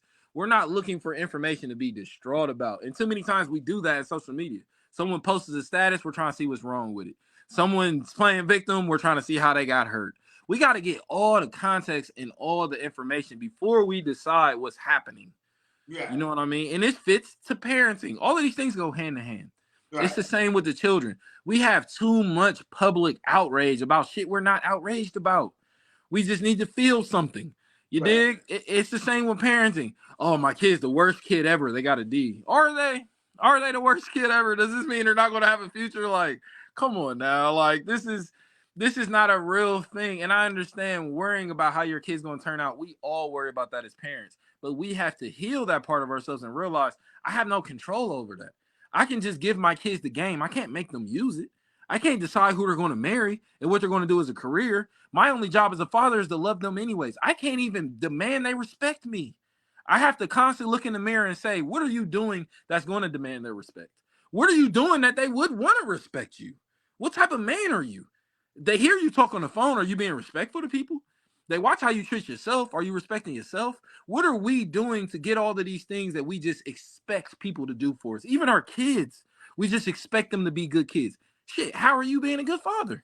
How are you being a good mother? And if I can't have this conversation with my kid, how am I getting mad at them for being a bad kid? You're contradicting yourself. So these little issues are day-to-day issues. They blow up to bigger issues, and now we blame the phone. Now we blame movies. Now we blame music. Now we blame Grand Theft Auto. Anything we can blame, we blame, but we never sit and blame the parent. So the family doesn't grow. Man, and this is where it goes back to I was watching a video, and it was a child getting tagged, and I was like, oh, that parent is risking jail. But you know, when I went under the comments, it was a whole bunch of agreements like, yeah, tear their ass up. You know what I'm saying? And this is what I'm saying is that I'm not saying to raise your kid with trauma and to be fearful of violence and raise your kid in violence, but there has to be a level of severe consequence to let them know that, hey, you know, if you do this, this will happen. And I promise you it's going to happen. You don't want this, but this is what's going to happen. And I think we lost that. Like, yeah, I don't think I deserved a lot of the ass whoopings. What kid does that I got? I think it was a little excessive, but at the end of the day, what somebody was telling me is like, one of my peers was telling me when I was a young teen, was like, you're going to appreciate it later. Because, and they were wise enough to say, man, our parents don't care when we come in the house. Our parents really don't give a shit. They give us everything. And these was the kids that was getting fake Gucci Troop and MCM and all that stuff like that. And I envy those kids like, damn, your mom and dad get you everything, or you don't never have no bad time, or you don't never got to come in the house. I always got to come in the house. But those kids end up going down the path of destruction, or at least, you know, a path of dysfunction for a while. You know what I'm saying? So I'm thankful for that structure, even though, you know, a lot of times I felt like I wasn't in the cool crowd, or I wasn't, you know, cool enough. I seen that, you know, those parents were setting their children up for failure. Yeah, and what you said, you know, you hit the nail on the head. Kids need structure. They don't need whoopings. They don't even need talkings. They need structure. Those things help or hurt your cause, but that's not the end all be all. You know what I mean? I grew up getting heavily whooped by everyone in my family. And to the point I got big enough that nobody was gonna whoop me no more. They physically couldn't whoop me no more. I've never whooped my kids, and I have the fear of God in my kids. And it's because I stand on my shit. That's why. See, and people think standing on what you going to stand on is retaliation or violence. No, I stand on my shit. If we're having a day and we're having fun, everybody's enjoying themselves, I'm cool. I'm open. I'm not super uptight. Oh, y'all gotta pick that up. Y'all too loud. Y'all running. I'm chilling. When we're having a day where I need y'all to listen, there's no laughing, there's no kumbaya, there's no joking. I'm very serious all the time, all day, every single time. I stand on everything. I'm serious. If I tell you I'm gonna do this, ain't a threat. Like, I'm going to follow up and do it. So they know me. They're not afraid of me. They're afraid of what I could do. They've seen me yell at grown men. My daughters have been like, I felt bad for that guy. Don't. He earned that. Because now I'm teaching them, you can earn this behavior from me. I'm not just going to give it to you. I'm not just going to lash out on you because I'm not upset with you. You ain't some nigga in the street. You're not my op. You my child.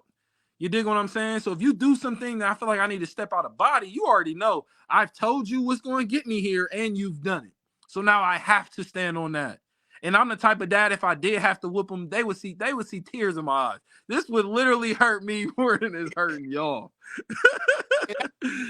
That was just the principle of being a man, and that's one thing. Like, if you ain't gonna stand on it, don't say it. So when if you do this, I mean, and like you said, adult or child, if I say it and that boundary's crossed, then I gotta go through it. Whether I want it or not, I said I was going to do it. So we're going to see it through, my boy. You know? And that's being an alpha male. Being an alpha male is not beating up 10 guys at the bar. Being an Right. alpha male is not being able to drink a liter of Henny in one sitting. That's dumb. That's social media shit.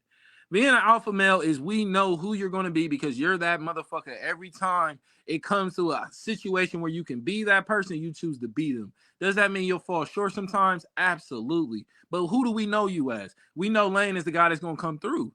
We know Lane is the guy that's going to speak up. We know Lane that the guy we see you over here being aggressive with the woman. Oh no, homie, we don't do that here. Like, calm down. We all having a good time. We chilling. You know what I mean? Right. That's being an alpha. You are looking for a positive outcome. Now, if it got to go left, I'm that guy too. You dig what I'm saying? That's being an alpha. You are a voluntary, dangerous man, and you have that under control. That's an alpha. I can really hurt somebody. Am I out here hurting people every day? No. Someone from the Marines can kill you. They got all these bodies on them? No. And the people that you see getting the murders is usually they first.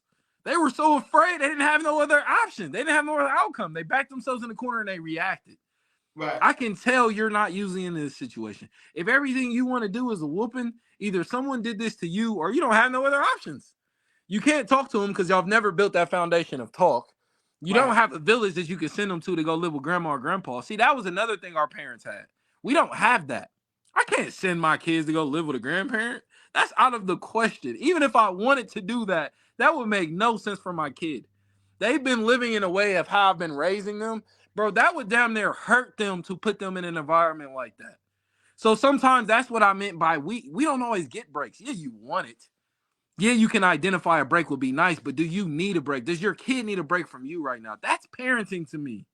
It's sacrifice. And if you're not sacrificing anything, can you say you're parenting? And that's where, you know, when things happen, that's where the parent, I think, of the little girl should have came forward and said, you know what, this is a reflection of me. Yes. You know, we buy into the ignorance so much that we become so desensitized that we just want the likes, the views, the viral, and the drama. And the parent, if you're really a parent, that is an embarrassment of how raising your child to be. And if you came to the defense of that child, you should also be embarrassed. I'm gonna go back to, you know, because we're getting ready to close this thing out. Yeah. I was in 11th grade and I was in ROTC. I was in ROTC, but I was acting a fucking fool. Again, a super smart guy in every scholastic program that you could possibly want to be in, based on me not even trying to take these tests. I'm in all of these programs. But yet, Tim, I want to be a thug so bad. I want to be Eazy-E and Ice Cube so bad. You know what I'm saying? That I was working at my after school job. And Jay, shout out to Jay. I don't know if he'll ever see this video, but Jay, you saved my life, brother. This was a guy who, if I was about 17 years old, he was maybe like 26. And he had worked for the state building, but because of a scandal, he was reduced to working as a manager at this burger place that I was at. So, you know, I was on the verge of getting kicked out of ROTC. And hold on a second. I was on the verge of getting kicked out of ROTC. And I said, don't worry about it. I said, I won't go to the military. You know what I'm saying? I won't go to college. I can make it. I know how to hustle, this, that, and the other. And he just looked at me like, are you stupid or are you dumb? And he had never spoken to me like that before. This is not my father. I mean, my father's in prison. You know what I'm saying? I don't have a role model. All I got is the boys in the hood. He said, are you stupid or are you dumb? He said, because you're fucking away your gift. You are fucking away. The guys you're following have no choice. You have a choice. But you're going to fuck this off and you're going to see where they end up. And then he was referencing some people that would come up and sweep in front just for some change. He was like, that's where you're going. That's where you're headed. And you're better than that. But had I not had that conversation, had he not been the village, that voluntary village, somebody that I could listen to, I wouldn't have gotten my shit together. You know what I'm saying? So a lot of times we are afraid to say something. We want this hands up on not my child, not my problem. But sometimes that child needs that. Now there's ways of going about doing that. But at the end of the day, that person in that village might be able to reach where that parent can't. That child might listen to you where that mom or dad, because we all have this communication barrier when it comes to, kids think their parents don't know shit. And we did everything that they fucking did and more. But they obviously think their parents don't know shit and we're dumb and we ain't hip to the game. So maybe somebody from that outside building, this is why I'm the cool uncle. This is why I'm the cool cousin. This is why I'm the cool, because I was like, I see that little bullshit you doing, but it's nothing. This is where you can go. This is your altitude right here. And this is where the kids do listen to me, because they're like, oh, Uncle Lane is a cool DJ. Uncle Lane knows Migos, or he's been around Migos. He's been around this, that, and the other. So I'm able to relate to where they're lame-ass parents, so they think, can't relate. So this is why the village is important, is because we all keep taking this hands-off approach to these kids and saying, not my kid, not my problem. It is your problem because they're in a community. If I'm in the community and Timmy decides to shoot this motherfucker up, I'm on the same street. If Timmy goes into the school where my child goes to school and shoots this place up, my kid could get hurt. So we have to stop taking this hands-off approach to things, man, and really be that village. I agree 100%. And I think that starts in the home. I think because I agree with everything you said. And it's an easy association to make when you can see the dope boy's job every day. You can see what he does. You can see how he makes his money. You can see where he spends his money. And then you come home and all you know about your parents is their money pays the bills. You don't know what they do for work. You've never seen them work hard, or you know what I mean? You just know they go to work and they come back. So I agree. I think we're too hands off with everything. I think we really need to start showing these kids the ins and outs of what we do, because then at least it's giving them an option of what they can do, a fallback option for later. They don't have to want to be like you, but they are going to do a lot of things you do, and they're going to try to do them better. That's by design. You know what I mean? So the person you're spending all that time with, the factor that they have is so much bigger than a whooping to me, and it's that disappointment factor. And I've never been truly disappointed about people I care about. You know what I mean? And yeah, when I see somebody throwing away their life, it pisses me off like it's my life. Makes me mad. That's the love. That's someone that cares about you. Because most people, I agree. It's not always they don't care about you. Sometimes they're afraid to tell you how they really feel. But that is showing them that's the reciprocation. That's showing them, yo, I got you. If you ever get into a ditch, I'm gonna let you know, like, bro, you think you're running, but you're really on the treadmill. Like, you getting all this movement, but you're not going nowhere. You're not doing nothing with it. And I can only imagine most people ain't gonna tell that to you. So now I'm showing you I love you, because I'm willing for you to be upset and not talk to me no more over telling you the truth. Yeah. You dig? Yeah. Deshaun said influence matters. Influence does matter. That's why, there's more than one lesson in Rich Dad, Poor Dad. Oh, so many. But there's people only get that one lesson out of Rich Dad, Poor Dad. And I'm like you said, I had 5 dads. I had 5 dads guiding me other than the one that was in prison. You know what I'm saying? Jay, who was a young man, but he was still a father figure to me, because he just didn't want to see that side of me. And he understood the fact that being smart was frowned upon where I was from. Being a nerd was frowned upon. He understood that, but he was like, if you can have that vision, if you can have that foresight to know that you're headed in the right direction, if I can give you that, then I've set you on the right path. And that's why I said, some 30 years later, I'm thanking this man, because my life could have been very fucking different. Yeah, and that shows too. Two things can be true. You know what I mean? Because a lot of times we're not even trying to be the gangsters. We need that gangster's protection.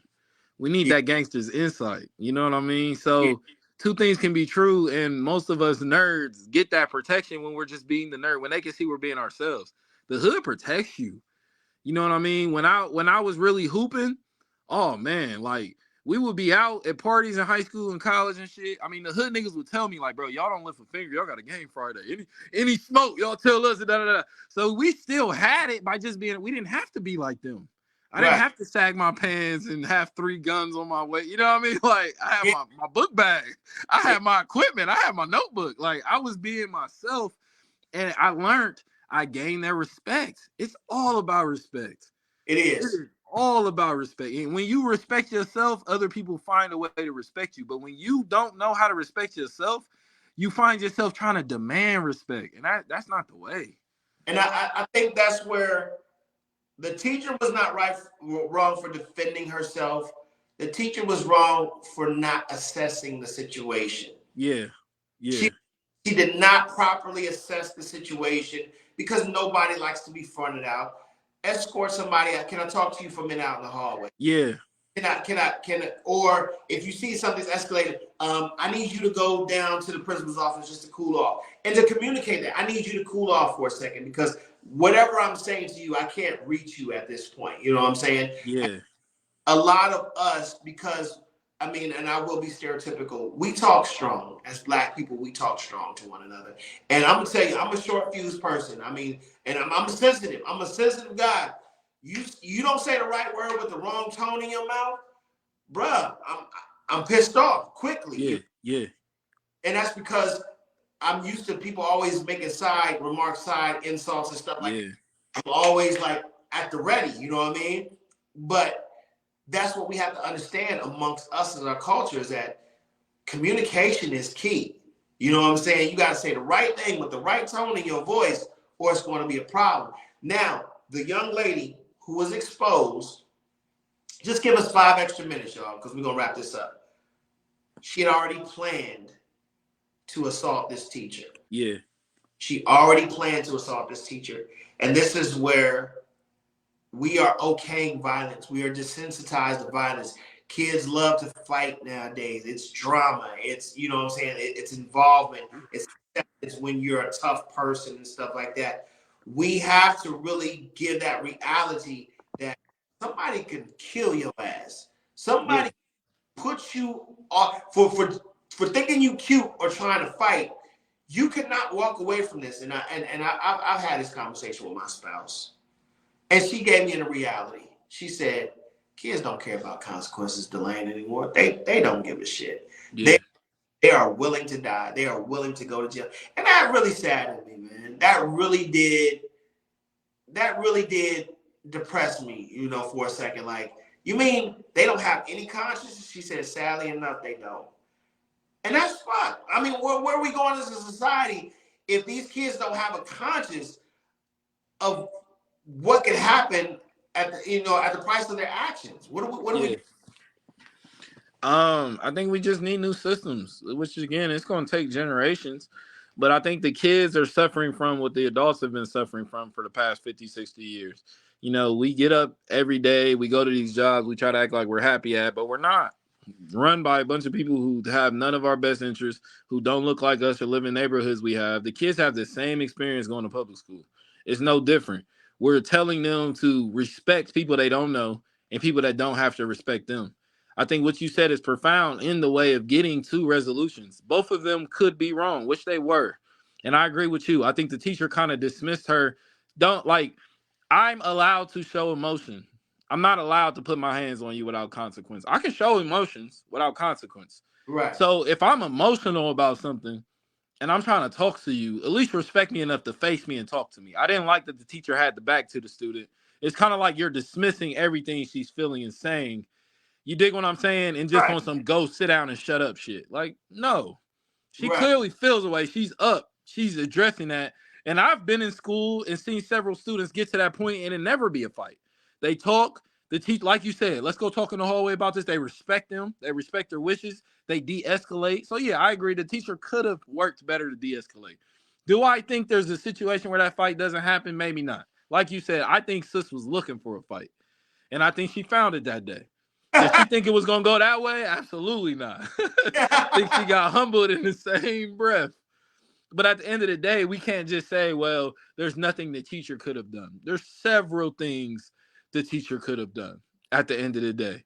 You know what I mean? And we want to live in this comfortable society where we don't think anyone's going to be racist. We don't think anyone's going to confront us. These things happen. Right. So the way we prepare, having that initial conversation, sitting down, having these talks. But if that talk's not happening in the home, how the public school system works and outlets the kids can have, yes, they're going to be fighting in school. Kids be fighting principals. They not worried about no damn substitute teacher. You know what I mean? Like, so what are we looking for to happen? What change are we looking for to come? And if we are and we get to a resolution, everyone has to do their part. This is where I get upset at the parents because they want to just blame the teachers, but you ain't going to the parent-teacher conferences. But you're not going to the after-school meetings. You're not going to the, the council and telling them what's going on in the school. You don't even know what's going on in the school. So how are you upset with the teacher when they got to handle your child? They're not raising your child or teaching them at this point. They're handling them. They're not a fucking handler. They're an educator. They're not here for that.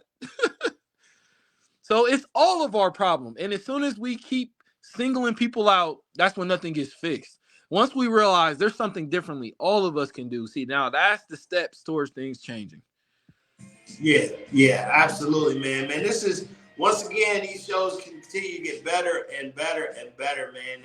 I really appreciate the dialogue. Alicia was correct. We did need her input. We needed a lot of you women on the check-in. Yes. If there is a discussion, we will post the copy link into the comment section.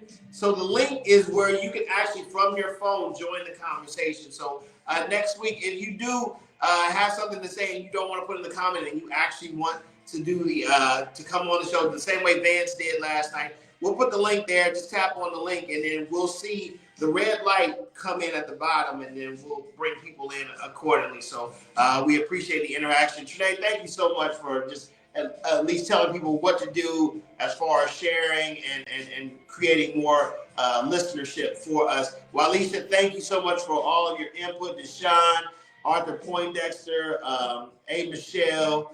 There's a lot of people on this check-in, a lot of dialogue today, man. So we were, Dre, I don't want to disregard you, and Jessica as well. Jessica was on the check-in. Miata, I don't want to miss anybody. Thank you guys for tuning in. Tim, go ahead and give them that book one more time, please. Yeah, so y'all can find my newest book out now, The Art of Being Still. It's out on Amazon.com. Just type in Good Life for Us. I look forward to everyone who tunes into the show and who rocks with me and Lane, man. I think we really have something powerful on our hands. But as we said in this episode, I mean, we need community. Me and him can't do it on our own. Me and him can't get in here for 24 hours a day and do these podcasts and this show blows up. We need everybody, all hands on deck. We need all word of mouth. We need to start taking over social media. I don't want to see fight videos no more. I don't want to see nonsense. I want to see podcasts. I want to see healthy conversation. I want to see DJs spinning. I want to see artists performing. You know what I mean? So we got to start making this stuff priority. We do everything else. You know what I mean? And want to take off for some real shit. Like, we got to start doing real shit all the time. And we're going to see the change. You know what I mean? Day by day. Absolutely. This has been Reflective Thursdays, Good Life Wild. Tonight, I will be at Double Take. Goes down from 9 to 1 in the morning. We sing. We do live performances. That is put on by myself and my little brother, Tavon, a.k.a. Muscata, a.k.a. T. Dottie. And then tomorrow night, of course, I will be at CJ's, man. We are growing.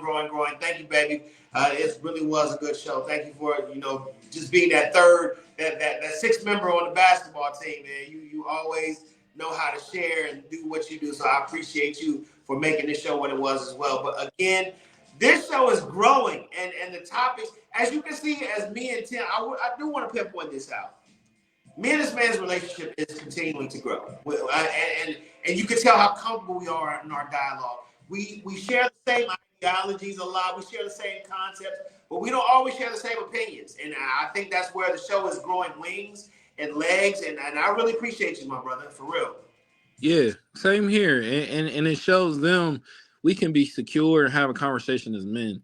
I know a lot of the world who don't know black men, they probably picture us as two gorillas in a cage, but black men, man, listen, we got our T and our pinkies up and our legs crossed. We have an intelligent, peaceful, common conversations. You know what I mean?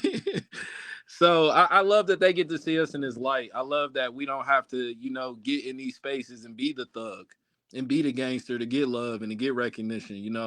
I've been pushing this on my brothers for years. I'm like, you got guys starting these new companies coming home from college, getting less love from niggas getting out of prison.